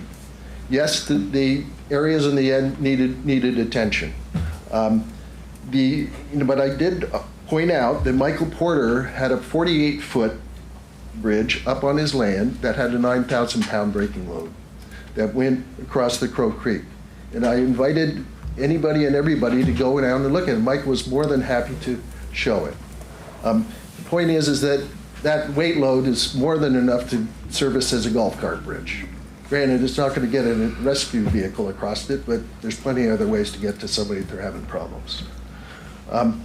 Then on October, this is the important thing, Terry, on October 14th, you sent me a response back from that October 3rd email saying, this is great information, Tom, thanks for sharing. I'll pass it along. That's the last I've heard of this. The point is that when I like everybody has family, it has things that go on in life, and I'm sure everyone here does. And my heart goes out to every one of you for running this city. But the point is, I've never received any information relative to what you had decided. But in fact, on the 14th of October, the leaning was towards the culvert. And then at 9:30, Terry, you emailed me saying, great information, I'll pass it along. It would have been helpful to know that you were leaning towards the culvert, because we then have multiple city residents out at Walton Lake that I know very well, and I bring them in on the discussion. All of this wouldn't even have happened. It would have happened in the proper time frame. And I take offense to the idea that, well, Tom Terrien presented some bridge idea, but nobody called me back. I mean, come on. First of all, it was an Oregon company. They're 2 hours before him. When did Reneker try to call him? At 8 in the morning or 9 in the morning? They may have been asleep. Honestly, I don't know. And that's not my finger pointing at this point. It's just being included in the conversation is my point. And it's just like, nobody called him back. That's the way I feel. Nobody got back to me. Nobody gave me any information, posting any relevant information based on my ultimate concern in the beginning was I didn't want the lake drained. Okay. And that's pretty much the deal, that I was here. I was waiting for you guys to work with me. Thanks, Tom. Appreciate it. Any questions for Tom? Council? So Tom, your first email was in September, is that right? Of 24? Yeah, September 23rd, 2024. How did you know to contact someone in September of 24? Well, if you heard, I had been informed by a neighbor you're planning to drain the lake. It could have been one of the golfers. I'm familiar with the folks there. But again, the landowners, see, these are landowners. We're not, Paul, we're not the golfers that were intrinsically tied to this bridge. We're the people that live and prosper on the lots that surround the lake. And we enjoy it. I mean, we've invested millions of dollars in the properties out there.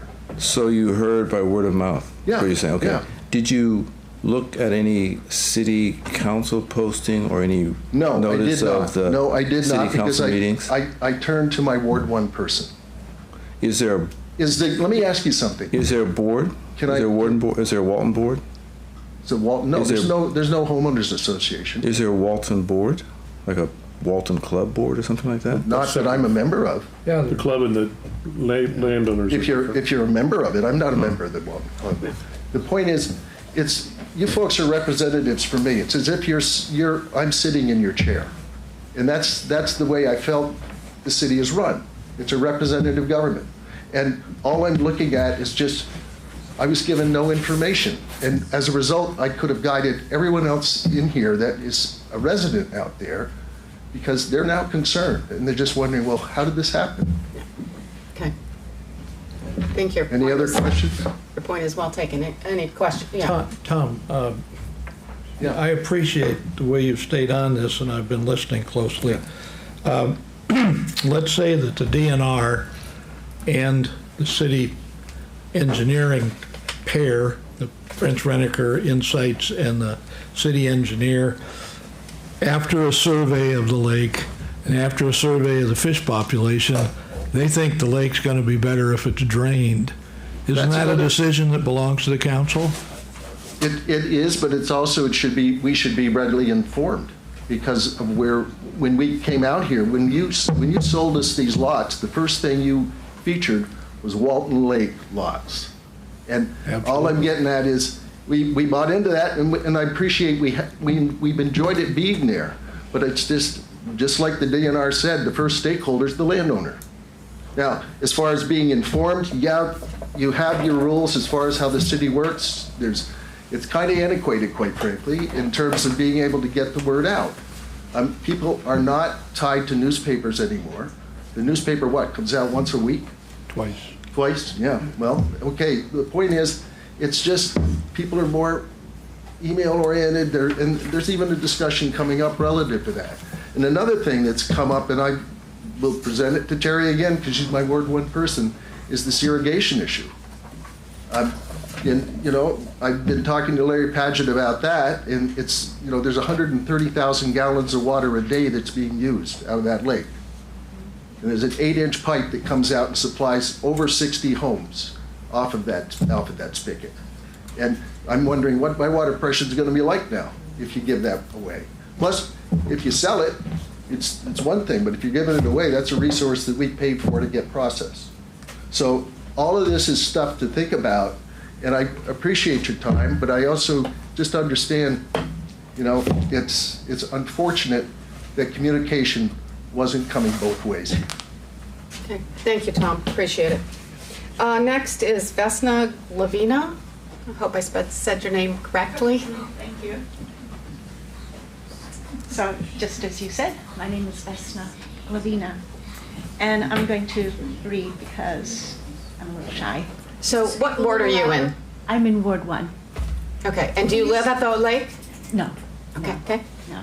Just speak loudly so people can hear you. And get closer to the mic. There you go. Got it. Will that do? Yeah. Okay. I think that's better. Good.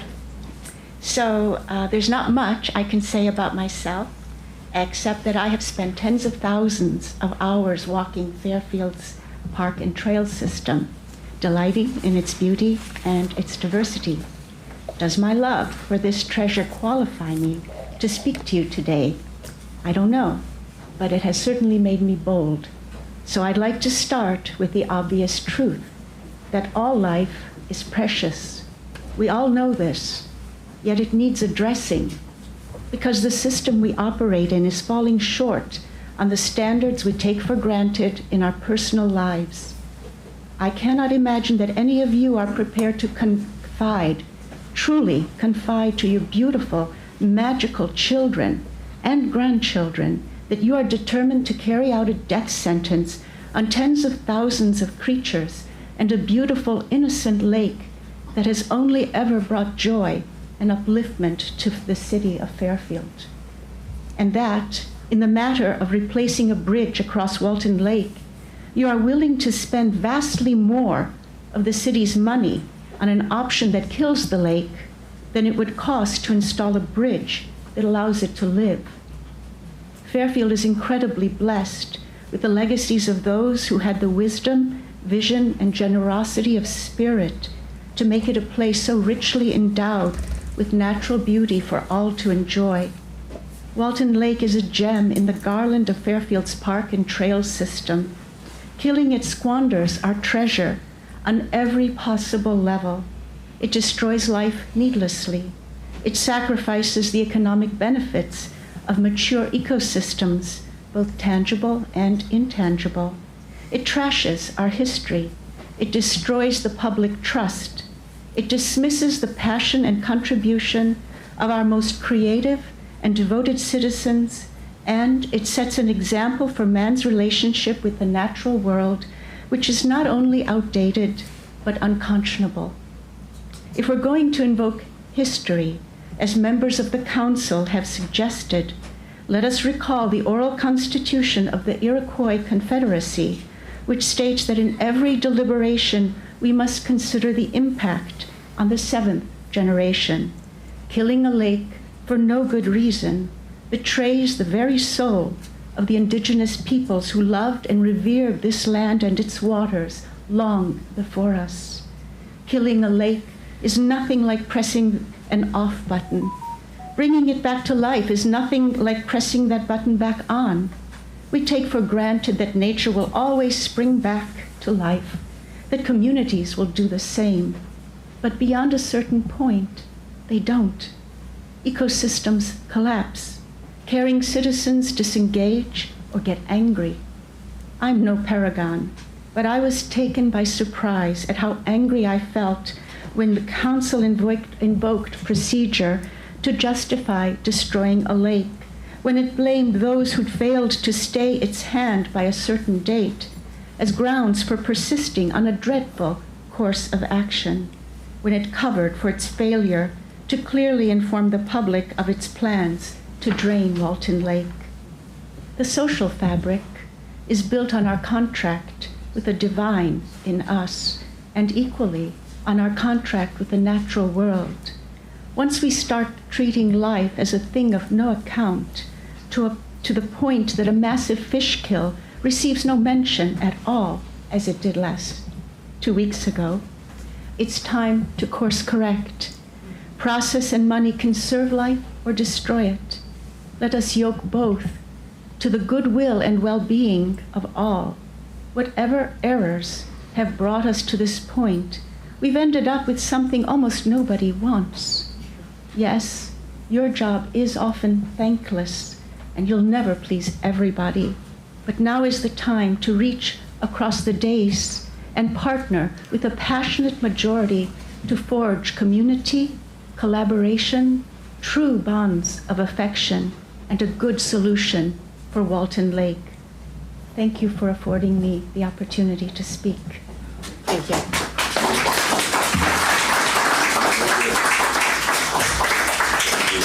James Sinton. Well, she's never cleaned a fish.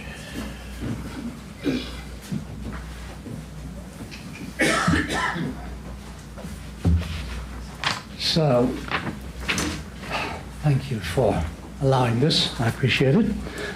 I have a master's level degree in ecology, and I've taught ecology at our local university for many years.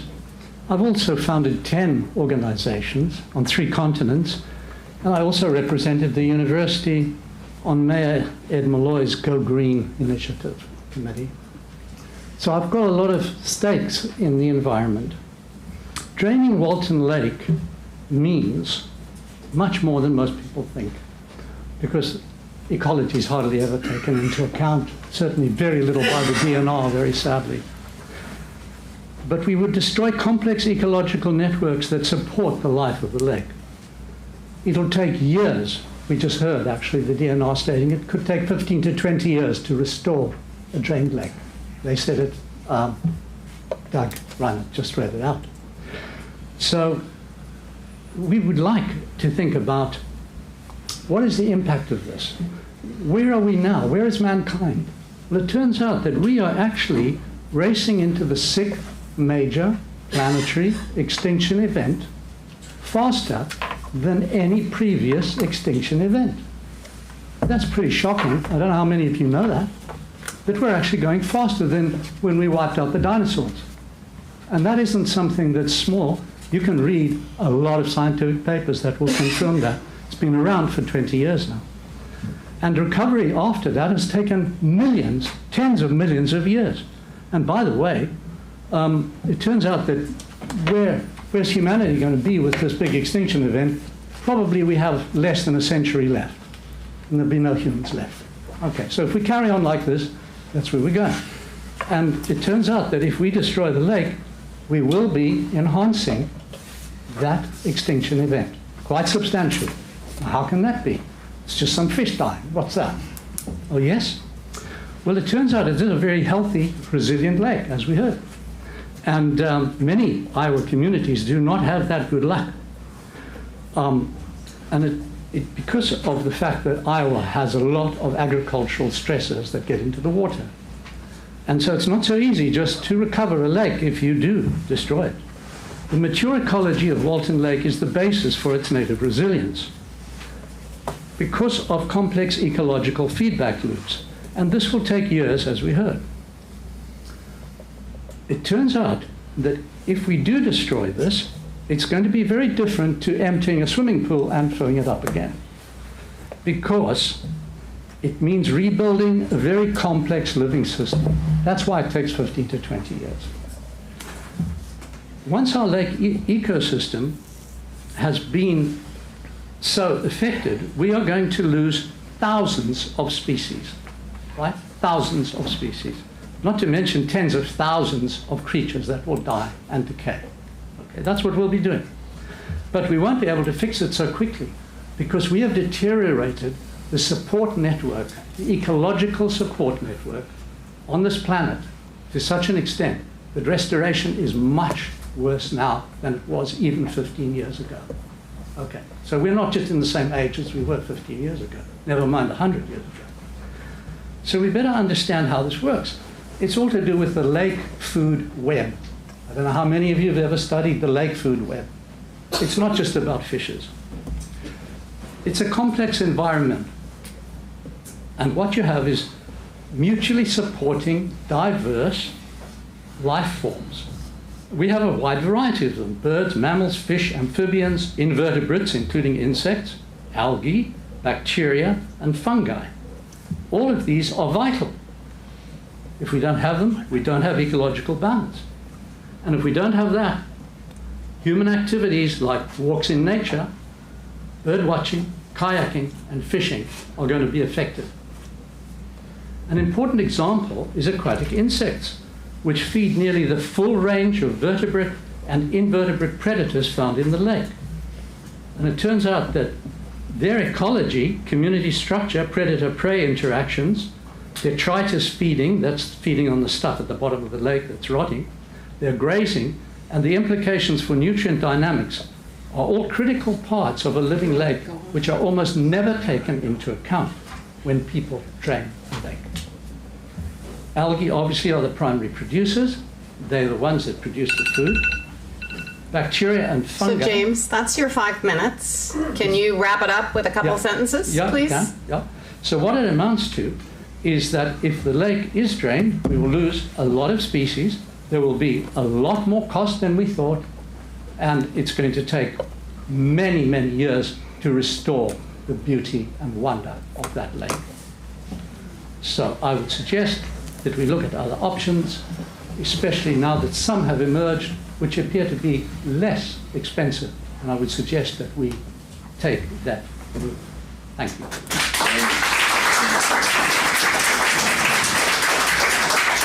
Ed Hipp. Oh, sorry. James, what ward do you live in, by the way? 1, sorry. Are you a Lake resident? No. Okay, great, thank you. Go ahead, Ed, sorry.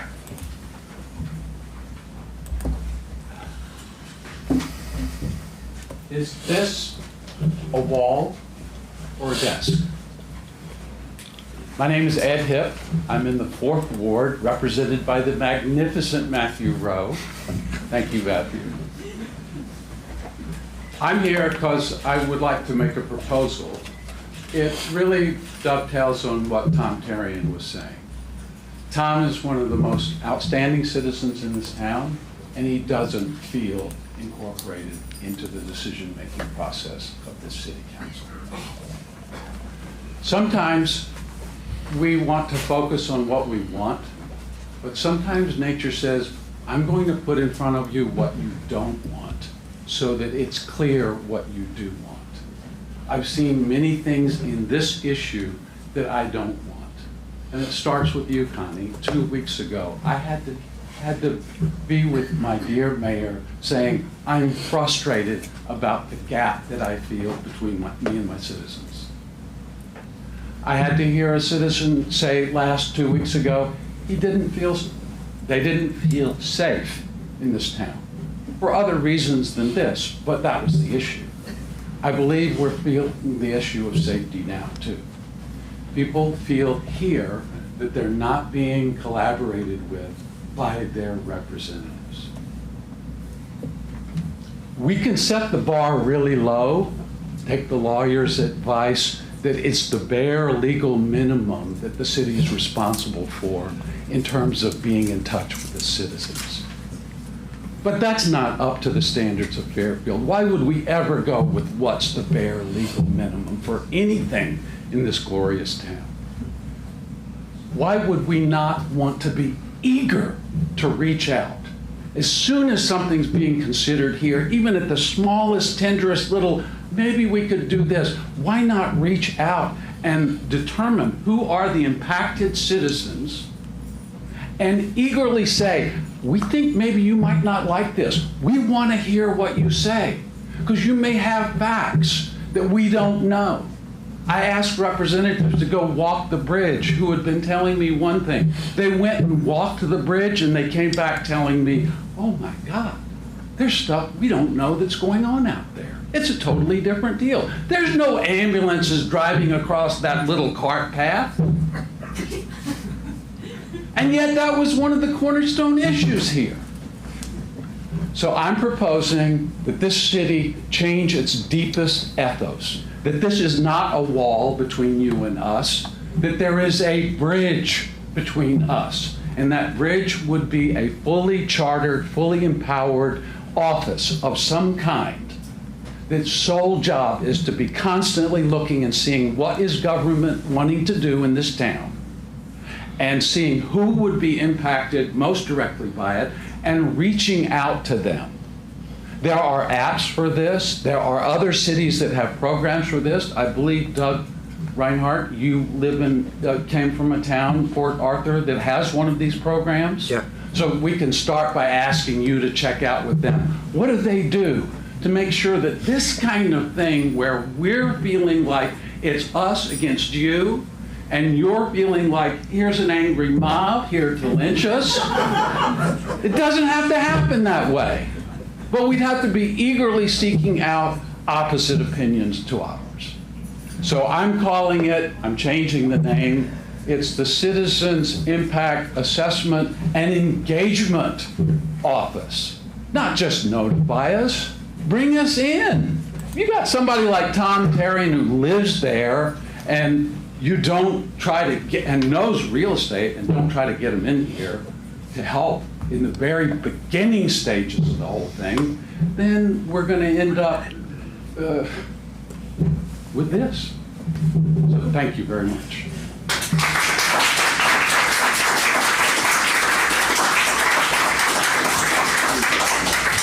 Thanks, Ed. Appreciate that. David Runion?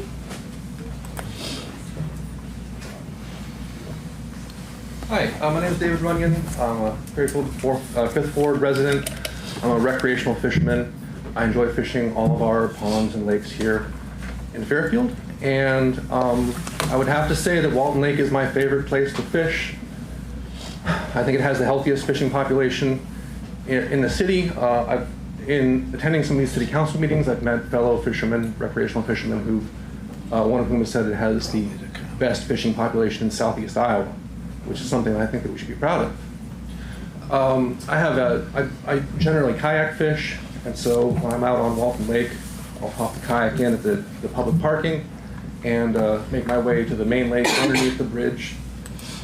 I have a fish finder, which is a depth finder, and so I'm able to check the depths of the water in various areas of the lake. I had a visual aid that I submitted to our loper at City of Fairfield, Iowa.gov. I guess it didn't make it.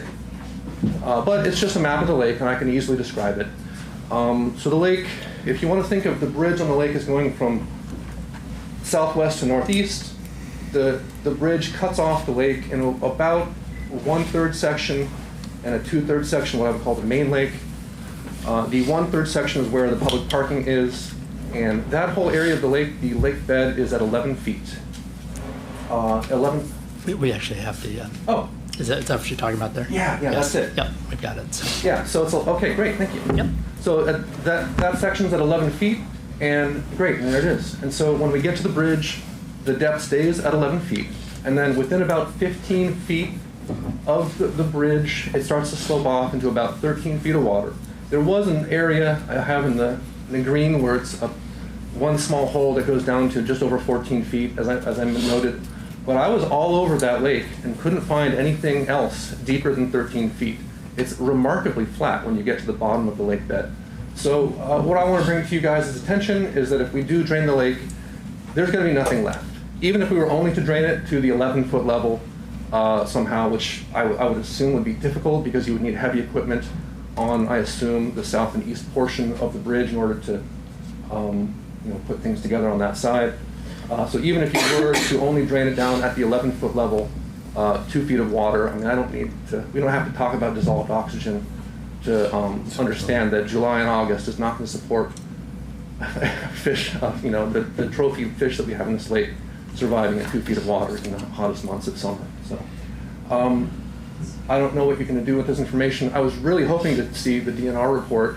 I guess unfortunately they couldn't be here. Obviously they're going to have a much better chart than what I have here. But I was a bit surprised to find how consistent the lake depths are in terms of just being very flat once you get into the deep part of the lakes. So the other thing that this brings up is, and this has been briefly discussed, is the irrigation of the golf course. If the lake is drained and there's really nothing left or substantially nothing left, it's going to be a big drain on our public water system. I spoke to Ed Hipp, asked him about the Fairfield Golf and Country Club, how they irrigate their golf course. They use, if I'm understanding correctly, reclaimed sewer water that's been filtered, and so that doesn't come out of the aquifer. And so what we're talking about is 130,000 gallons of water a day coming out of our public water supply for months or longer, just to water the golf course, to keep the golf course alive, which is going to be a financial cost as well as a cost ecologically. And so in addition to ruining one of my favorite recreational activities, you're going to put a great burden on our water supply, which I'm not qualified to speak about. But I just want to just say, just to sum up, that this is my favorite place to fish, and I'm sad to hear that might be going away. Thank you. Thank you. Ed Noyes.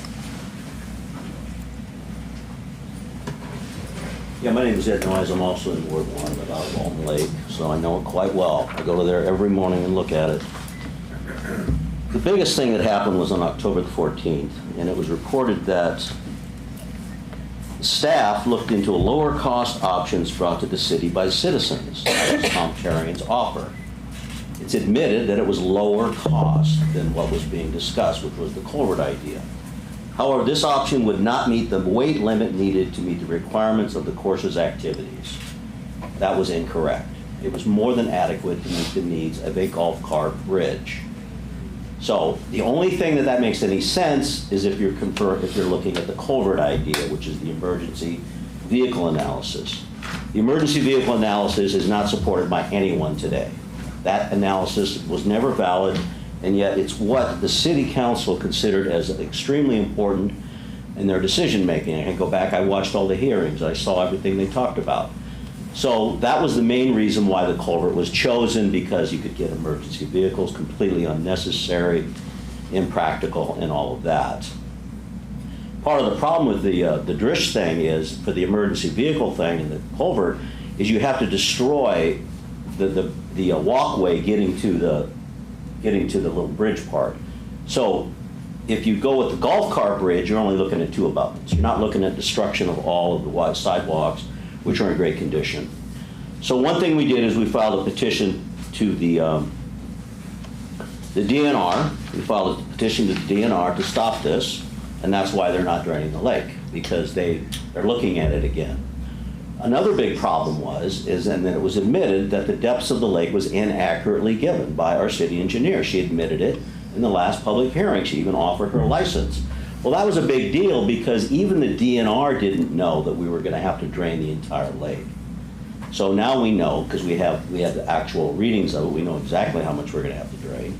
We're going to have to drain the entire lake, which will kill all the fish. The DNR didn't know it, the city council didn't know it, and yet these decisions were being made. The other thing we obviously pointed out was nobody knew the impact it was going to have on the golf course. It wasn't even discussed until the last meeting. Now we're talking about 3 million gallons of water that needs to come out of the aquifer. The aquifer is already draining. They're already talking about having to do another one. It's millions and millions of dollars. That is the water that we use for our public needs. So that was a solution that was proposed at the last meeting, but those costs have not been factored in.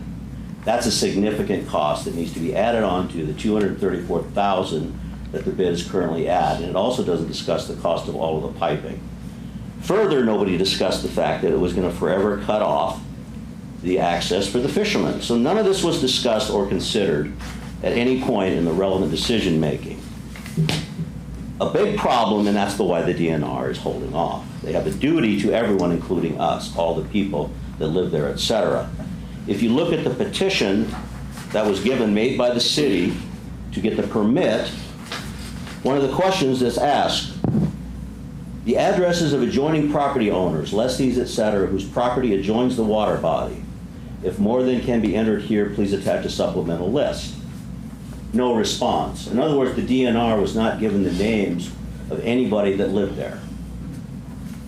The reason why they asked for the names is because if they're going to do something egregious to the water, they have to let the property owners know. They have the right to protest the permit application.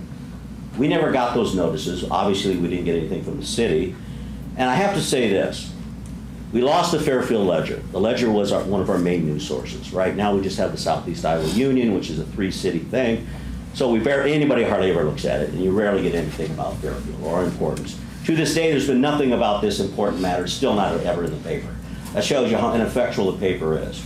We also lost the news reporting at the local radio station. They don't do that anymore. And we also lost the Weekly Reader. So we don't have the traditional means of the people saying, so that you can forgive us and forgive you for us not knowing. It's a mutual forgiveness thing that we're doing here right now. But that's actually what happened. There was another question that, will this impact a littoral by a lake or riparian landowner? It was specifically said no. That's false. Obviously, it affected all of its landowners. Littoral meant adjoining property owners. So the application to the DNR was incorrectly applied for.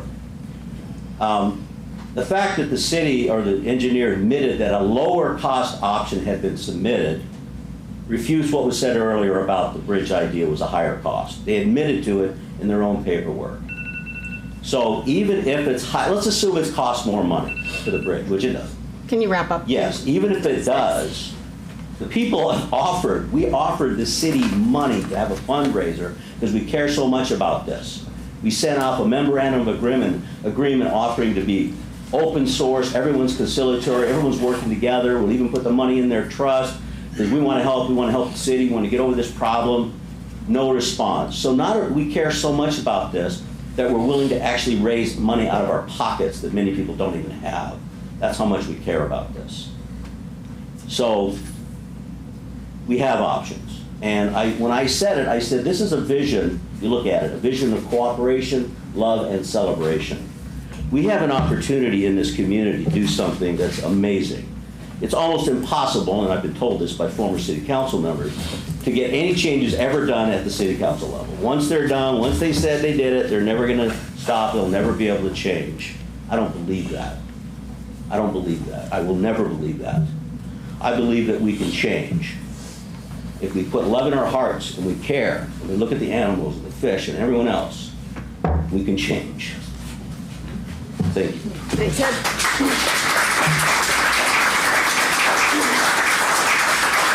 Hal Masover. And Hal, if you can tell us where you live? Yep. Or what ward you live in? First ward. I'm also a golfer, which is another form of addiction. But I'm a member of the Walton Club. I may be wrong about something. Connie, can I ask a question? How much of this culvert idea is based on the need to move emergency vehicles over the causeway? Well, I can't put a percentage on it. I think the thought was we don't know what the future holds. And so from the city's standpoint, I think they regularly they try to be as broad as possible to say what's possible. And should we consider that? And I think that's what the council did. Because they don't know. I think we do know what we do know. We do have 2 golf courses in this town, and we do know that often on those golf courses have struggled a little bit, you know? And so can they stay viable the next 50, 100 years? I don't know if anybody knows that. So I think that's where that thought process came up. And council, you can chime in if you think that's different. So. My recollection is, I don't know where that idea came from or who raised it first. I do not think it was the city engineer, though. It might have been a committee member who asked that question. Yeah, I don't remember. I'm not sure. Terry, you might remember, or Tom. There was also discussion about not just emergency vehicles, but maintenance vehicles. I was around when they were removing 2 old cabins that were out in the first green area, or the first hole area. Yeah, they were taken across that bridge backwards. And if we'd have had a pickup, it'd have been a heck of a lot easier. There's accesses all over the place. Okay, so let's not go there. Okay? Yeah. Go ahead, Hal. I'd like to say real quick, though, I just Yeah. remember that being the bridge that we're putting in is strong enough to hold emergency vehicles. I don't think that was a reason for that bridge. They were just giving an example of how sturdy or how strong that bridge was going to be. Great. Okay. Thank you. Yep. The reason I asked is because, as Larry was just pointing out, there's a lot of access to that golf course from Walton Road and Walton Lake Drive.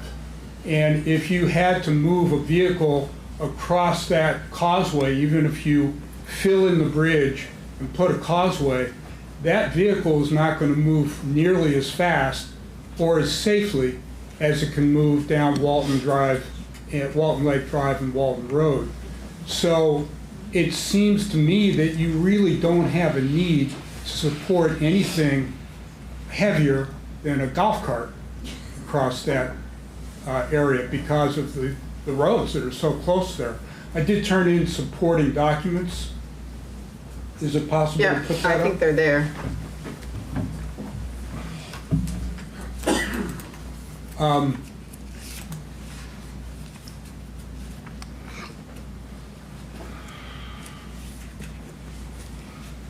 Thanks. Good. So right there, if I assume that council have all been out to the course, but as you can see, right there, you've got the causeway is parallel to Walton Road. Any emergency vehicles are going to come from Walton Road from the west. They're going to have access to any place on that golf course off of 3 access points off of Walton Road. They wouldn't be crossing the causeway. And to get down to the causeway from over in the parking area and where the clubhouse is, you'd have to rebuild that road, which would probably cost you more than the causeway is going to cost you. So I'm here basically to bring attention to, really the question in my mind is, why are we spending all this money on a causeway when a bridge would be less expensive, more practical, and do the job we need? Well, Hal, I can only tell you what we heard from our engineers, and that was the causeway was the least expensive of the estimates that they got on all those, on the options. So, and that's really what it came down to. And yes, we know that Ed and Tom have come up with what they believe to be lower costs. Even with those costs, again, I'm not an engineer. I've been told that we might need bigger abutments. We would still have to lower the lake. So, you know, again, I'm just parroting what I've been told by engineers. So I have to trust them. They're the experts. I'm certainly not in this area. So again, it came down to cost, and that's really the issue. Is it came down to cost on that decision. So, got it. Yeah. Got it. Yeah. Thank you for your time. You are welcome. Connie, I have about a minute left. Can I tell a quick joke to lighten this up? A joke about this situation, please? I think we should wait. You can tell me afterwards. Okay. Okay. But I really, I so appreciate... about this situation. It's about the lake. Yeah. So I think I really appreciate what everybody said tonight. I think that you know, we have some pain points. There's no question. These people up here have some pain points. You all have some pain points, and you know, some of these things maybe we got to work on a little bit. So I think Doug may have had a suggestion, and do you want to propose that? So I called Connie earlier and asked her I wanted to do this, told her I wanted to do this, so she's going to give me time. So the summary of this is that we've heard a lot of complaints about transparency. We've heard a lot of complaints about lack of communication, complaints about lack of community involvement and notification, timeline and manner in which decisions are made. So those are all pretty important issues. And we can see how important it is because you're all here several weeks in a row, several meetings in a row to talk to us about it. So I think it's prudent upon the council to address those in a very direct fashion. And I'm going to suggest that we put together an ad hoc committee of 2 council members.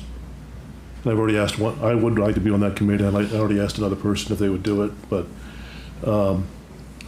2 council members who would meet with the Walton Lake community individuals during the lifetime of this project and work on those issues and look for solutions and ways of implementing change in regard to how the council and the community interact and communicate. So that would be my motion. Okay. So with that, I think the well, is there that the motion would be for Doug and I would second the motion. And Mr. Rowe has also volunteered to be part of this committee. Well. Yeah. And so there's a motion and a second. I know this is all new to council members. This hasn't, you know, has not been talked about. So prior, you know, this just was an idea this afternoon. And well, it's an ad hoc committee that would dissolve at the conclusion of this project unless we see some value in continuing it in some other fashion. I don't know. Ed suggested something more permanent. That certainly could be on the table, but I think at least initially we should start somewhere, and this might be the first step. Yeah. So I'll open that up for discussion for the council. So just to understand, Doug, the property committee in July of last year recommended, and the Ways and Means Committee, I believe, together approved the option 1, the culvert. Yes. And move forward with reducing the level of the lake, draining it. So my understanding is we would continue with that process, but you would initiate. Well, I'm not suggesting anything about the project. I'm just suggesting that we have 2 council members form a committee to meet with the public and talk about issues of transparency and communication and the way we make decisions. So the recommendation of the property committee and Ways and Means would remain? Yeah. Just to be clear. What's the point? Hmm? What's the point? So, Yeah, what's the point? What's the point of that? If you're not gonna. so hang on.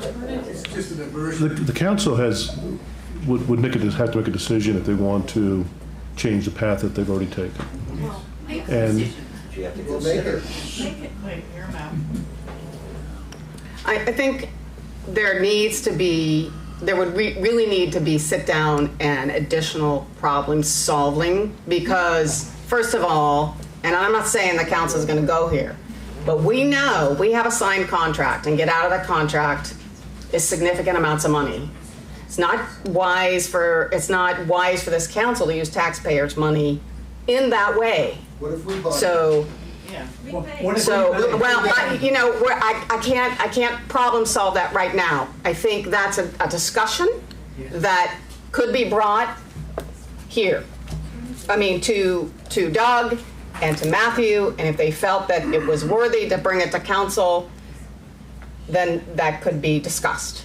So okay. I think. So if that's what people want to do, bring a new proposal that comes up to the same standards that the city expects for other proposals we've received for other bids, like we've already received from Drish.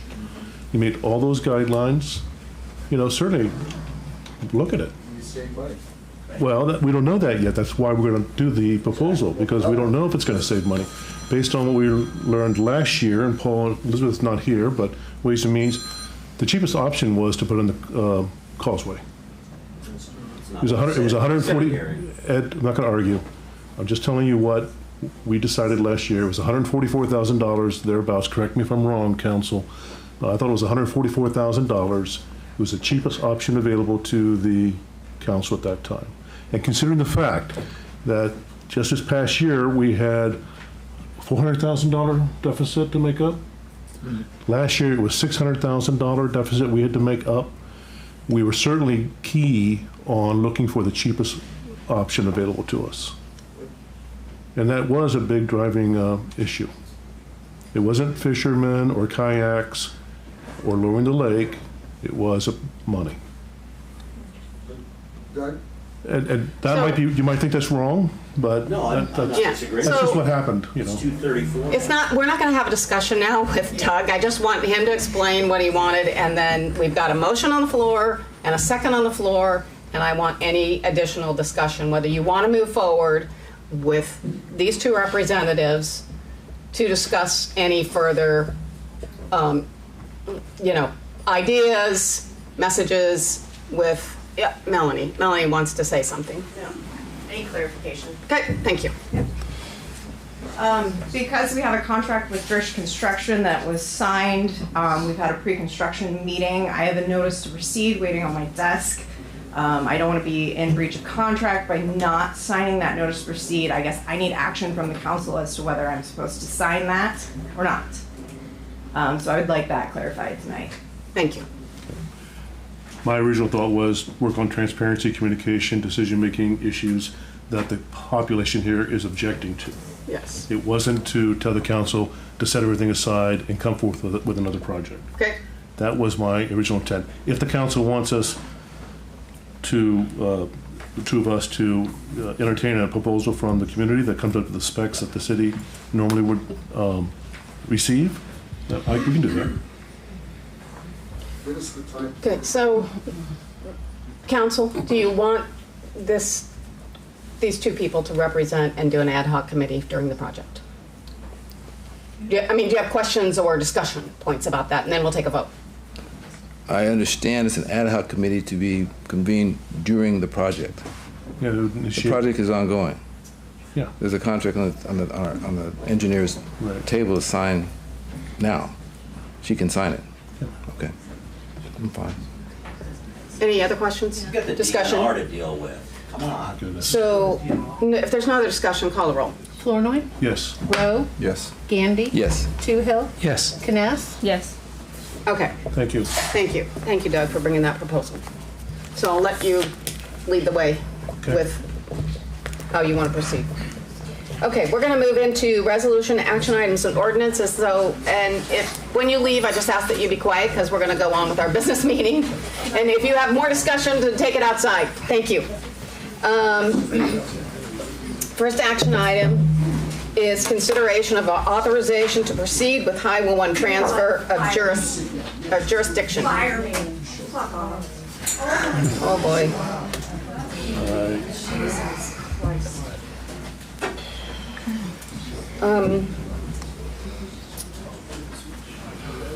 Again, consideration of authorization to proceed with Highway 1 transfer of jurisdiction action.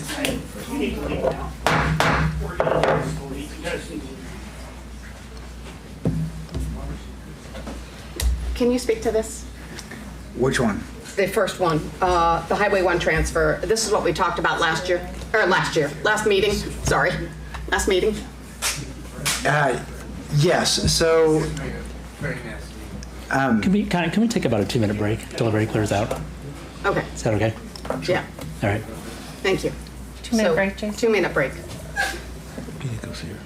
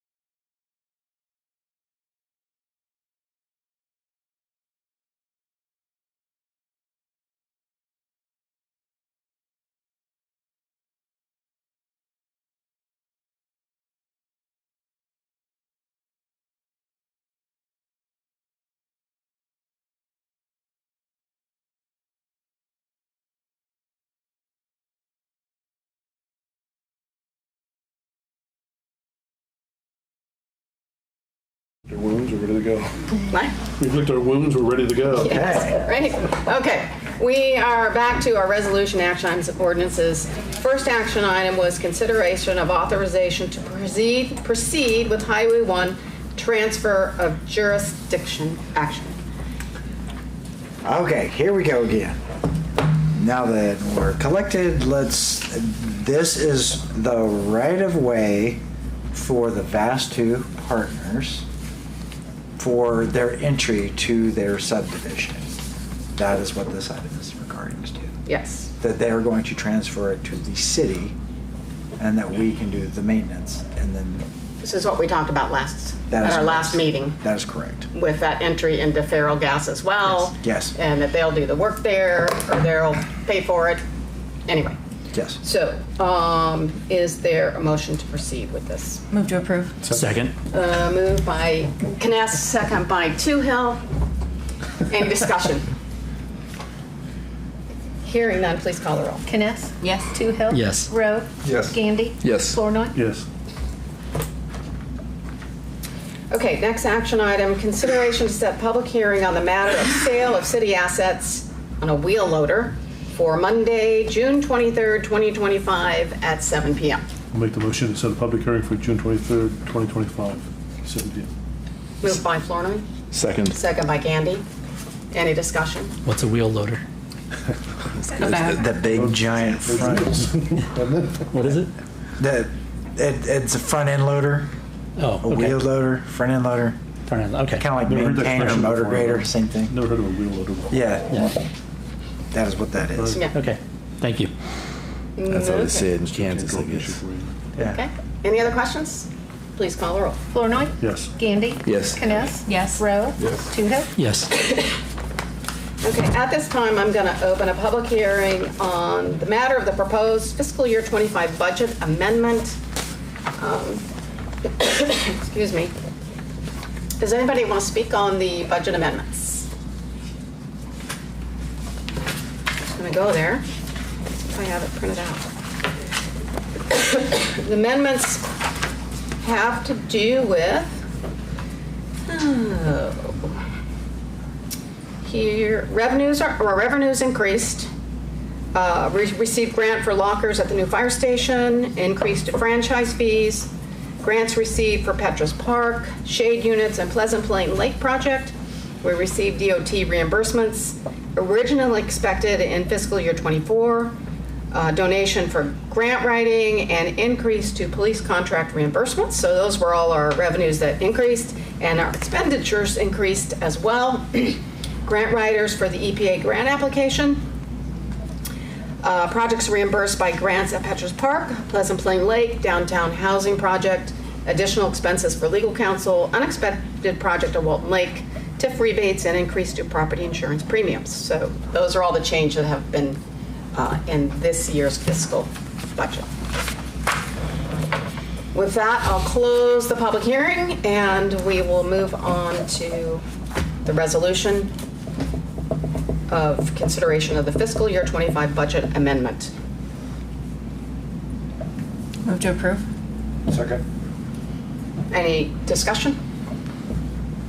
Hearing none, please call the roll. Kness? Yes. Flournoy? Yes. Toohill? Yes. Gandy? Yes. Rowe? Yes.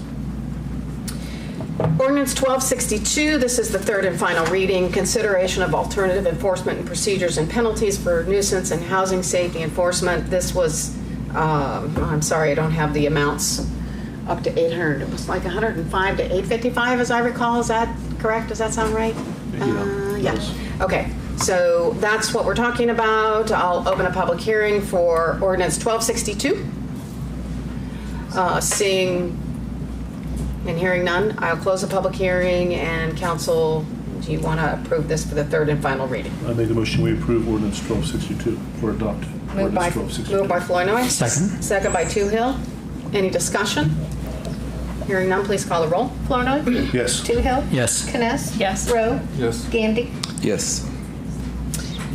Ordinance 1263, consideration of amendment to chapters 9.76, 10.24, and 11.08, grass and vegetation, This again is the third and final reading. I'll open a public hearing. Does anybody want to speak to this particular? Okay, seeing none and hearing none, we'll move on to council. You want to pass this to the third and final reading? No, we're adopting it, right? Adopting it, yes. Excuse me, yes, Make adopting a motion to adopt Sorry. 1263. Okay, moved by Flournoy. Second. Second by Toohill.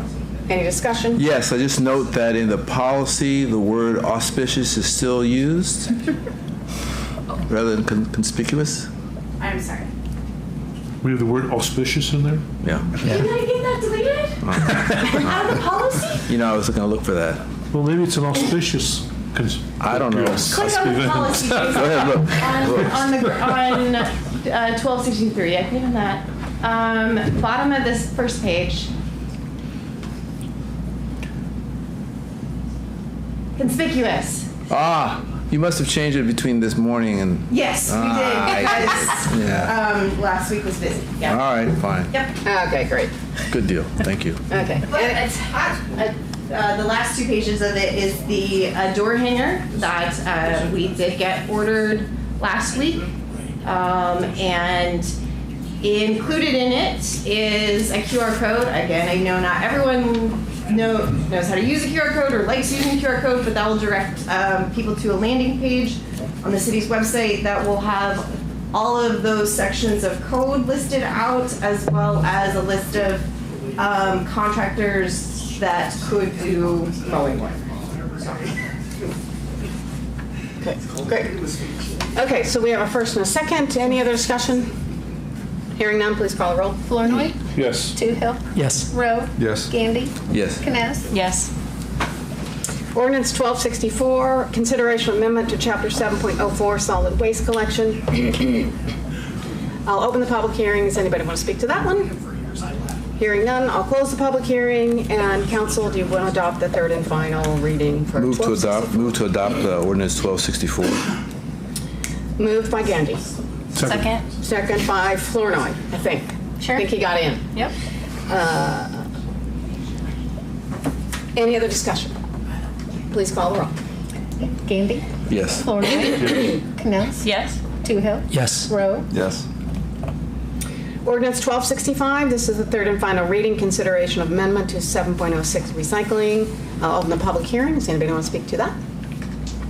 Hearing none, I'll close the public hearing. Council, third and final reading.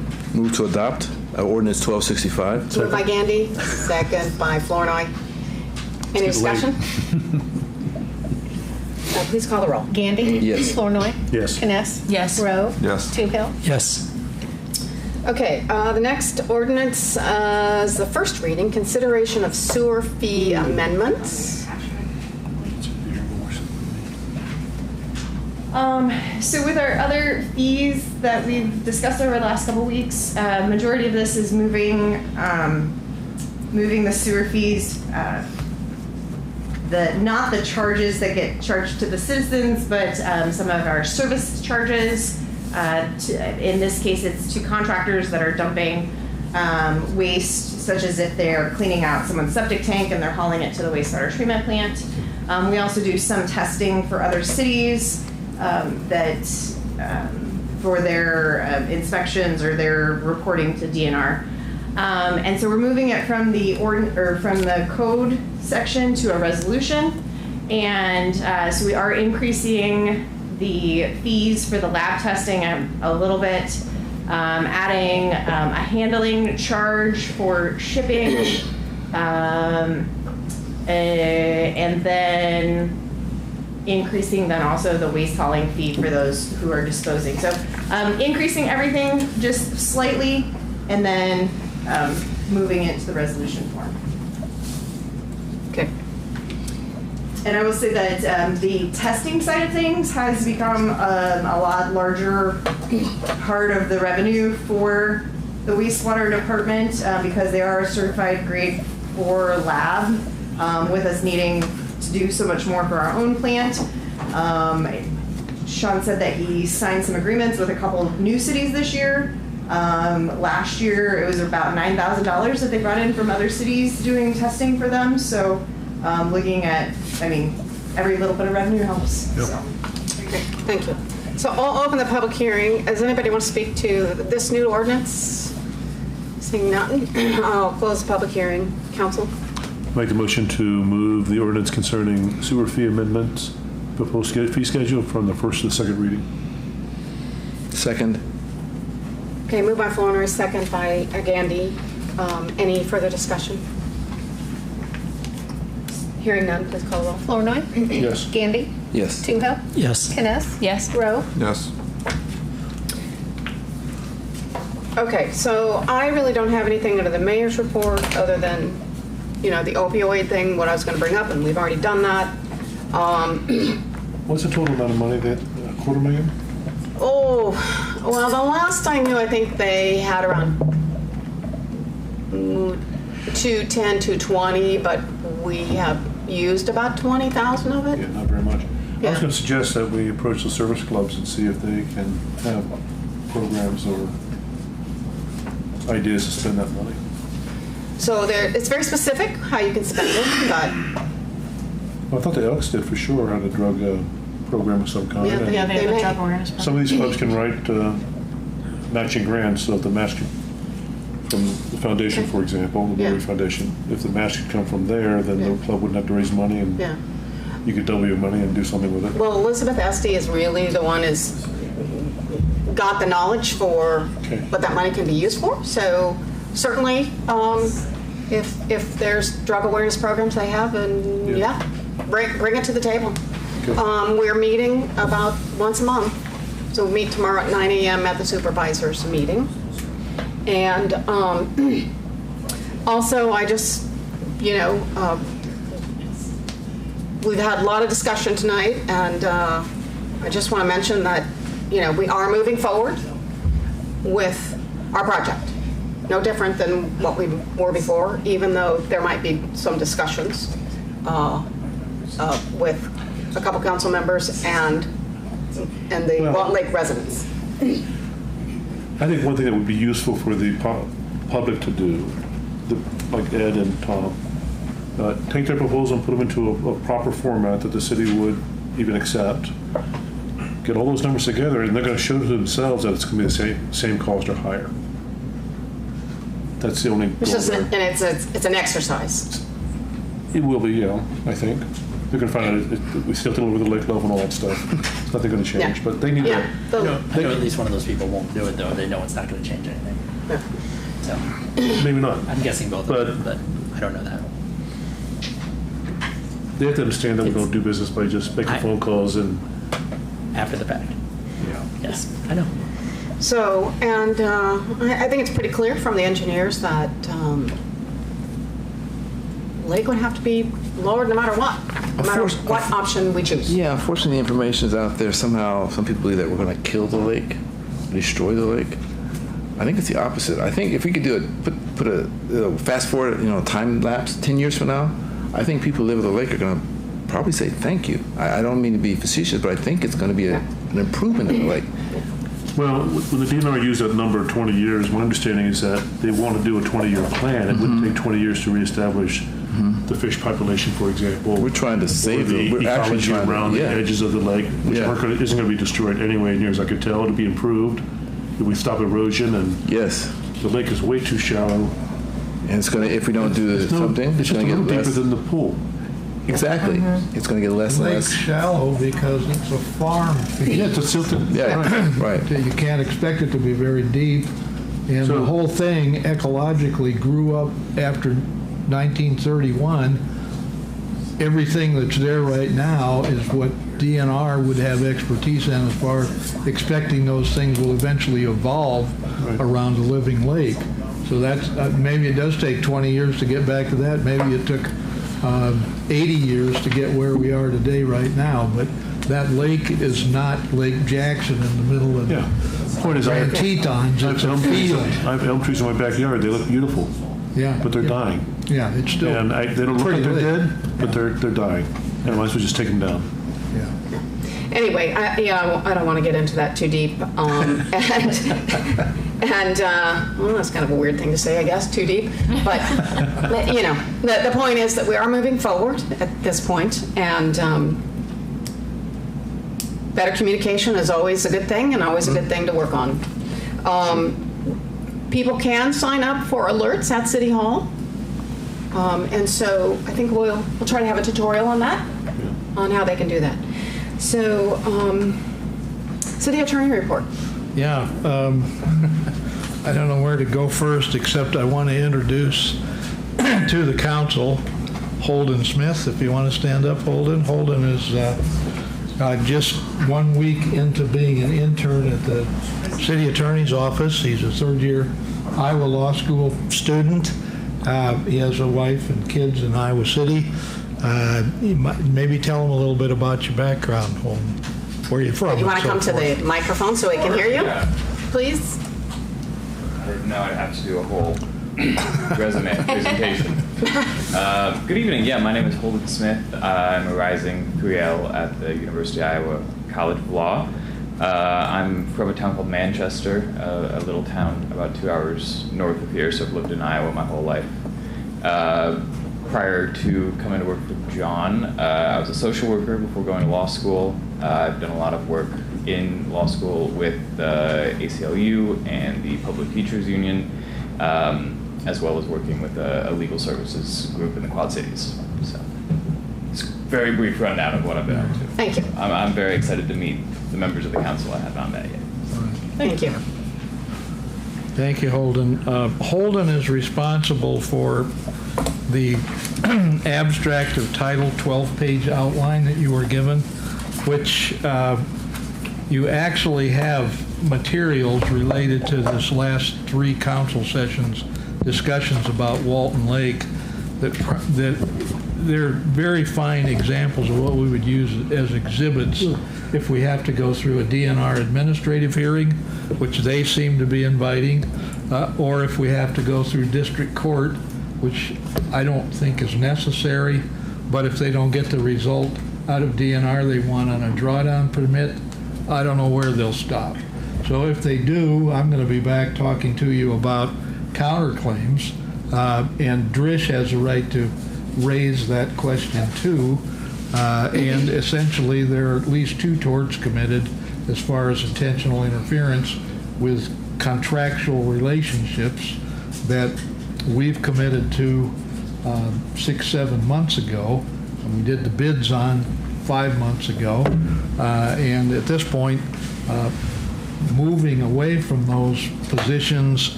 I mean, there's a way the council can do anything it wants to, but I'm going to recommend that you don't. If you read the last page and a half of the outline that accompanied the abstract outline that I did as far as my review, it's going to encourage you to think seriously about the legal posture that you are all in, and the legal posture that they are not in. They are not an organized group. 25 years of Walton subdivision. They've never had a homeowners association. I don't think, maybe this is the most unifying thing that's ever happened out there, but there's 20 signers on some of this stuff.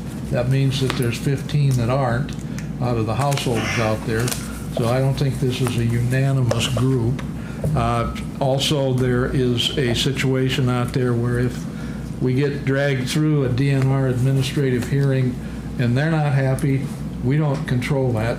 We'll have to deal with the appellate level, and we'll be in district court. So when I say that, I don't say that as intending threats to them, but we're going to get drawn into it just by the procedural things that Mr. Noyes has selected. And he's telling us every meeting that he's not acting as a lawyer, but it sure looks to me like he's acting like a lawyer. And these proceedings and going and having the DNR halt us, asking them to deny permits and stuff like that, that looks like a pleading to me. So having said that, I guess the thing is we're not there yet. We're still proceeding. We haven't breached the agreement with Drish at this point.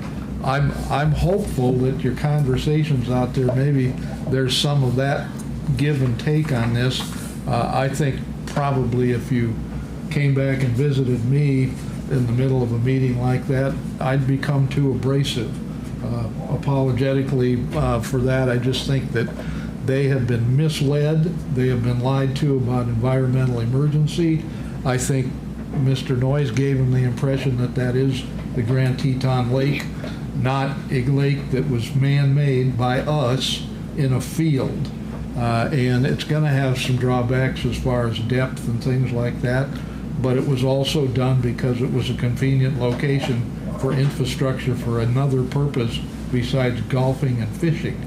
And it's great that it is golfing and fishing and it continues, but the other side of that is we still have DNR over our shoulder, and DNR has more to say about this than we ever can.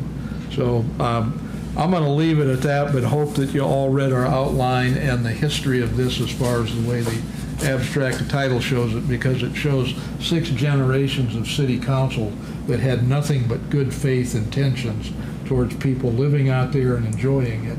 And that's still the case today with 35 homeowners out there, and the lake still being a nice lake and still having a nice future. I don't think there's anybody in this room that ever mouthed an opinion that we would ever put an end to the lake, destroy the lake, or do anything without oversight, and that's been DNR and so forth. So they're not going to let us do an environmental disaster, and our engineers aren't going to let us do an environmental disaster. And as far as I can see, they've been throwing mud balls at very capable engineers. They've been throwing a lot of aspersions out there about what DNR will or won't do, and I'm still thinking that this ain't over, because my guessing is DNR will probably issue a drawdown permit, and we'll be talking about this again in another couple weeks because they'll be mad that a drawdown permit was granted, and we'll have to decide maybe in closed session whether we're going to involve in a further step in litigation, which I don't think has been explained to these folks at all by Mr. Noyes. So I'm particularly perturbed with Ed right now because he knows how this is supposed to work, and I don't think he's told him the half of it. But beyond that, enough about Walton Lake. There are things that Holden and I will be back talking with you about over the course of the summer as far as some of the nuisances around town. We tried, after a discussion a couple council meetings ago, to track down a house across the street from Matt that is boarded up. It's probably going to be a demolition.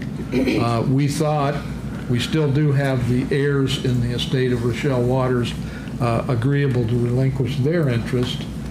The property management company group called Garden Associates, we finally got to talk to somebody from the legal department, and they basically said they no longer manage the property. Now, this is a development in the last month or so, and we hadn't had a response out of them for the last couple of inquiries we made before that. But if they don't manage the property anymore, I'm going to find a name of someone at the lender that had the property managed company involved, and we'll make the lender a part of the lawsuit, and we'll find out a named individual to include for service of process, and we'll get rolling on that again. In the meantime, the city, I think, red tagged it for lawn mowing, and it had trees growing up around the foundation and stuff. So that trimming made quite a bit of noticeable difference down at that particular site. What street is this on? 701 South 4th. Yeah. Okay. So it's. Is it a blue house? Yes. Okay. Yeah, it's noticeably improved just by mowing the yard. But anyway, also we've got the house down over on South D Street that belonged to Mr. Napoleon. Right now, the hole created by that and so forth has been filled and leveled. I think it's actually seeded. Mr. Napoleon is a ghost right now, but we have to involve him in a hearing to have the court enter an order that our reasonable costs of cleanup were, I believe it was close to $18,000 over there to take that down. We had a bid here in front of council weeks ago for $14,000. And then there were some extra expenses, including dumping fees and hauling fees and disconnects and capping of utilities and so forth. So there were 3 of those. So all of that came up to about $18,000. We're going to try to have a judgment and probably have the court allow us to have a sheriff's sale of that lot, which I don't know if it'll bring $18,000 or not, but it's a worthwhile lot. It's a decent location. Might be an infill lot for somebody like FEDA to look at again. I had a couple things that we had talked about at the last meeting, and since then they've gone forward. The city did receive a check for payment from the Ed Felger Canine Fund for a trained officer and a trained dog. That was like $15,500. During the course of the summer, there will be another $35,000, which is proposed right now, and it's been talked to at two Greater Jefferson County Foundation meetings, their finance committee and their annual full board meeting, about a match where city would absorb $17,000 of that expense through the Felger Fund, usual course. That would still leave at least that much again in the Felger Fund for another dog and another trained officer. The rest of the money would come from a regular grant from Greater Jefferson County Foundation, which they now fully understand that's the way it's being asked. They've got a copy of the gift agreement by Ed Felger when he was alive that provided for challenge and match fund proposals. So hopefully that'll work out for us. We'll get all of that $35,000 paid just out of that resource. Other than that, I usually come in here with a couple of things out of the Des Moines Register. They had 3 pages a Sunday ago about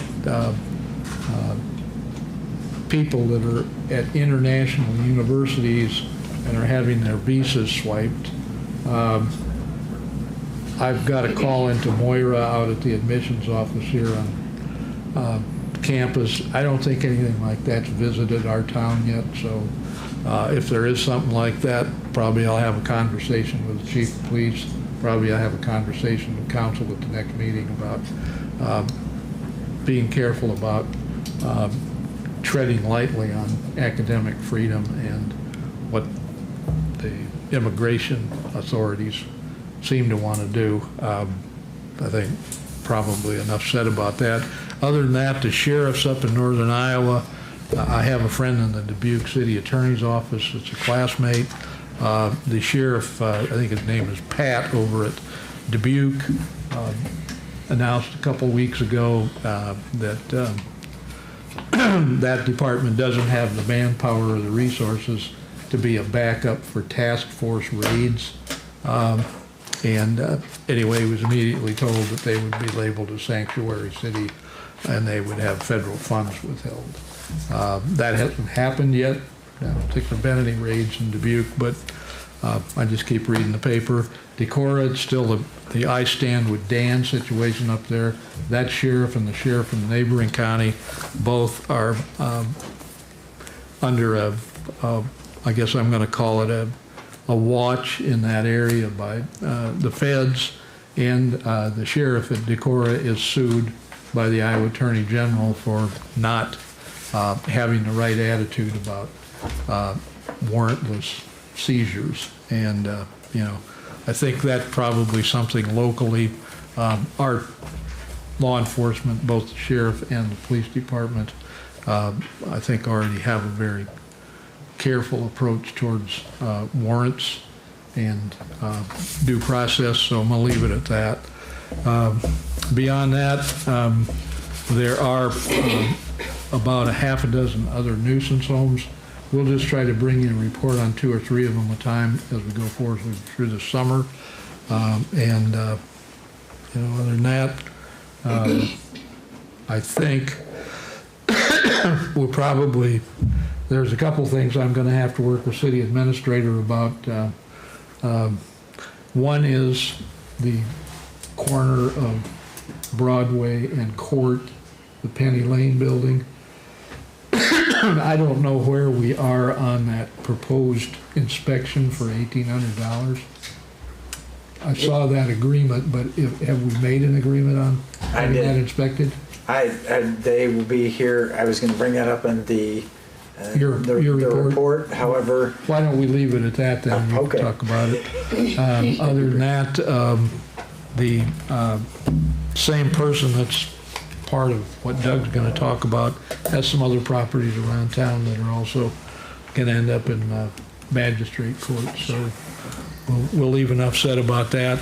Other than that, as far as things that are going on that are going to involve probably some oversight by Doug and maybe another inspection. We're still waiting for some things from a lawyer on the people with 36 dogs. This is the month when they're supposed to make a progress report to the court about the cleanup of the yard. Is basically layers of animal waste. And if we don't get a report in June, the judge will be having us have a hearing about that in July. And if they don't have it all resolved by the end of July, the court order is that the city should go in and basically rehabilitate the yard. We have an estimate in my file right now that that's going to cost about $6,500. Basically, probably skid load, scrape the ground, new soil, chemicals to treat and relieve the smell. And I don't think the persons that are still there, as far as the owners of the remaining 4 animals that can legally be there, are trying very hard right now, and their attorney is avoiding me. So we'll have more to say about that, but we've still got a couple more weeks to deal with as far as whether they work on it in June and do the report. So I know there's some upset people down there on East Buchanan yet that aren't holding barbecues in their backyards, and wish there was more we could do sooner. We're going to follow the court rule on that, and we're going to report back to you. So that's everything I want to talk about. Okay, great, thank you. It doesn't look like there's any committee and board reports. So. I did want to say one thing on water and sewer real quick. Yeah. Every meeting we budget $1,800 for our meter to send out water bills. So $1,800 every meeting it shows up on the things. Because of the new online service we have now, we've cut that to $900 starting this meeting, and we should be able to cut it even more after that. So that's great. Yeah, so we'll save $21,600 a year as of right now on that, great. Just because the online service. Thank you. Yep. Yeah, thanks for bringing that to our attention. Appreciate it. It was in flyers and City Administrator report. I just wanted to remind council that tomorrow at 1 p.m., June 10th, 1 p.m., the groundbreaking ceremony for the construction of the Sunrise Trail housing development will occur. Where will it be? At it'll be at the Little Achievers parking lot. So what did you say? At Sunrise Trail. Probably look for the tent or the people or something like that, right? Yeah. So I just wanted to remind council of that, and yes, John is correct, that the mayor and I and Melanie and the fire chief and a few others and the property owners of 57, 59, and 61 North Court, we did a walkthrough. The judge had asked us to have access to that building and have it inspected. So I contacted an independent building inspector from Iowa City, and they will be here on the 18th at 9 a.m. And we have reached out to the property owners, and we will let them do an evaluation. And I can provide that evaluation not only to council, but I will provide that to the judge. I'll send it to John and let them. I don't think that I need to be doing a building inspection report to any court system. 3 of you walked through it. What was it like? Can you give us a little idea? I prefer to abstain from the opinion. No? Can't say anything? Well, nobody's been in the building for a while, so it's, It looks like. What's the status of the market value analysis? For that building, we have not gotten one. Are we supposed to be moving forward with that? I thought we were. We are? Yeah, because we were thinking about doing eminent domain, and we had to have that written. Okay. Do a condemnation. So, well, I can reach out to this building inspector because I think it's all together and see if Maybe they can do it for us. Okay. When they inspect the building. High three figures. Huh? High three figures. $9,800. I will reach out and have a conversation. Okay. Good. All right, with that, I'll take a motion to adjourn. So moved. Moved by Keel, second by Flournoy. All those in favor say aye. Aye. All those opposed, same sign. Meeting adjourned. Thank you.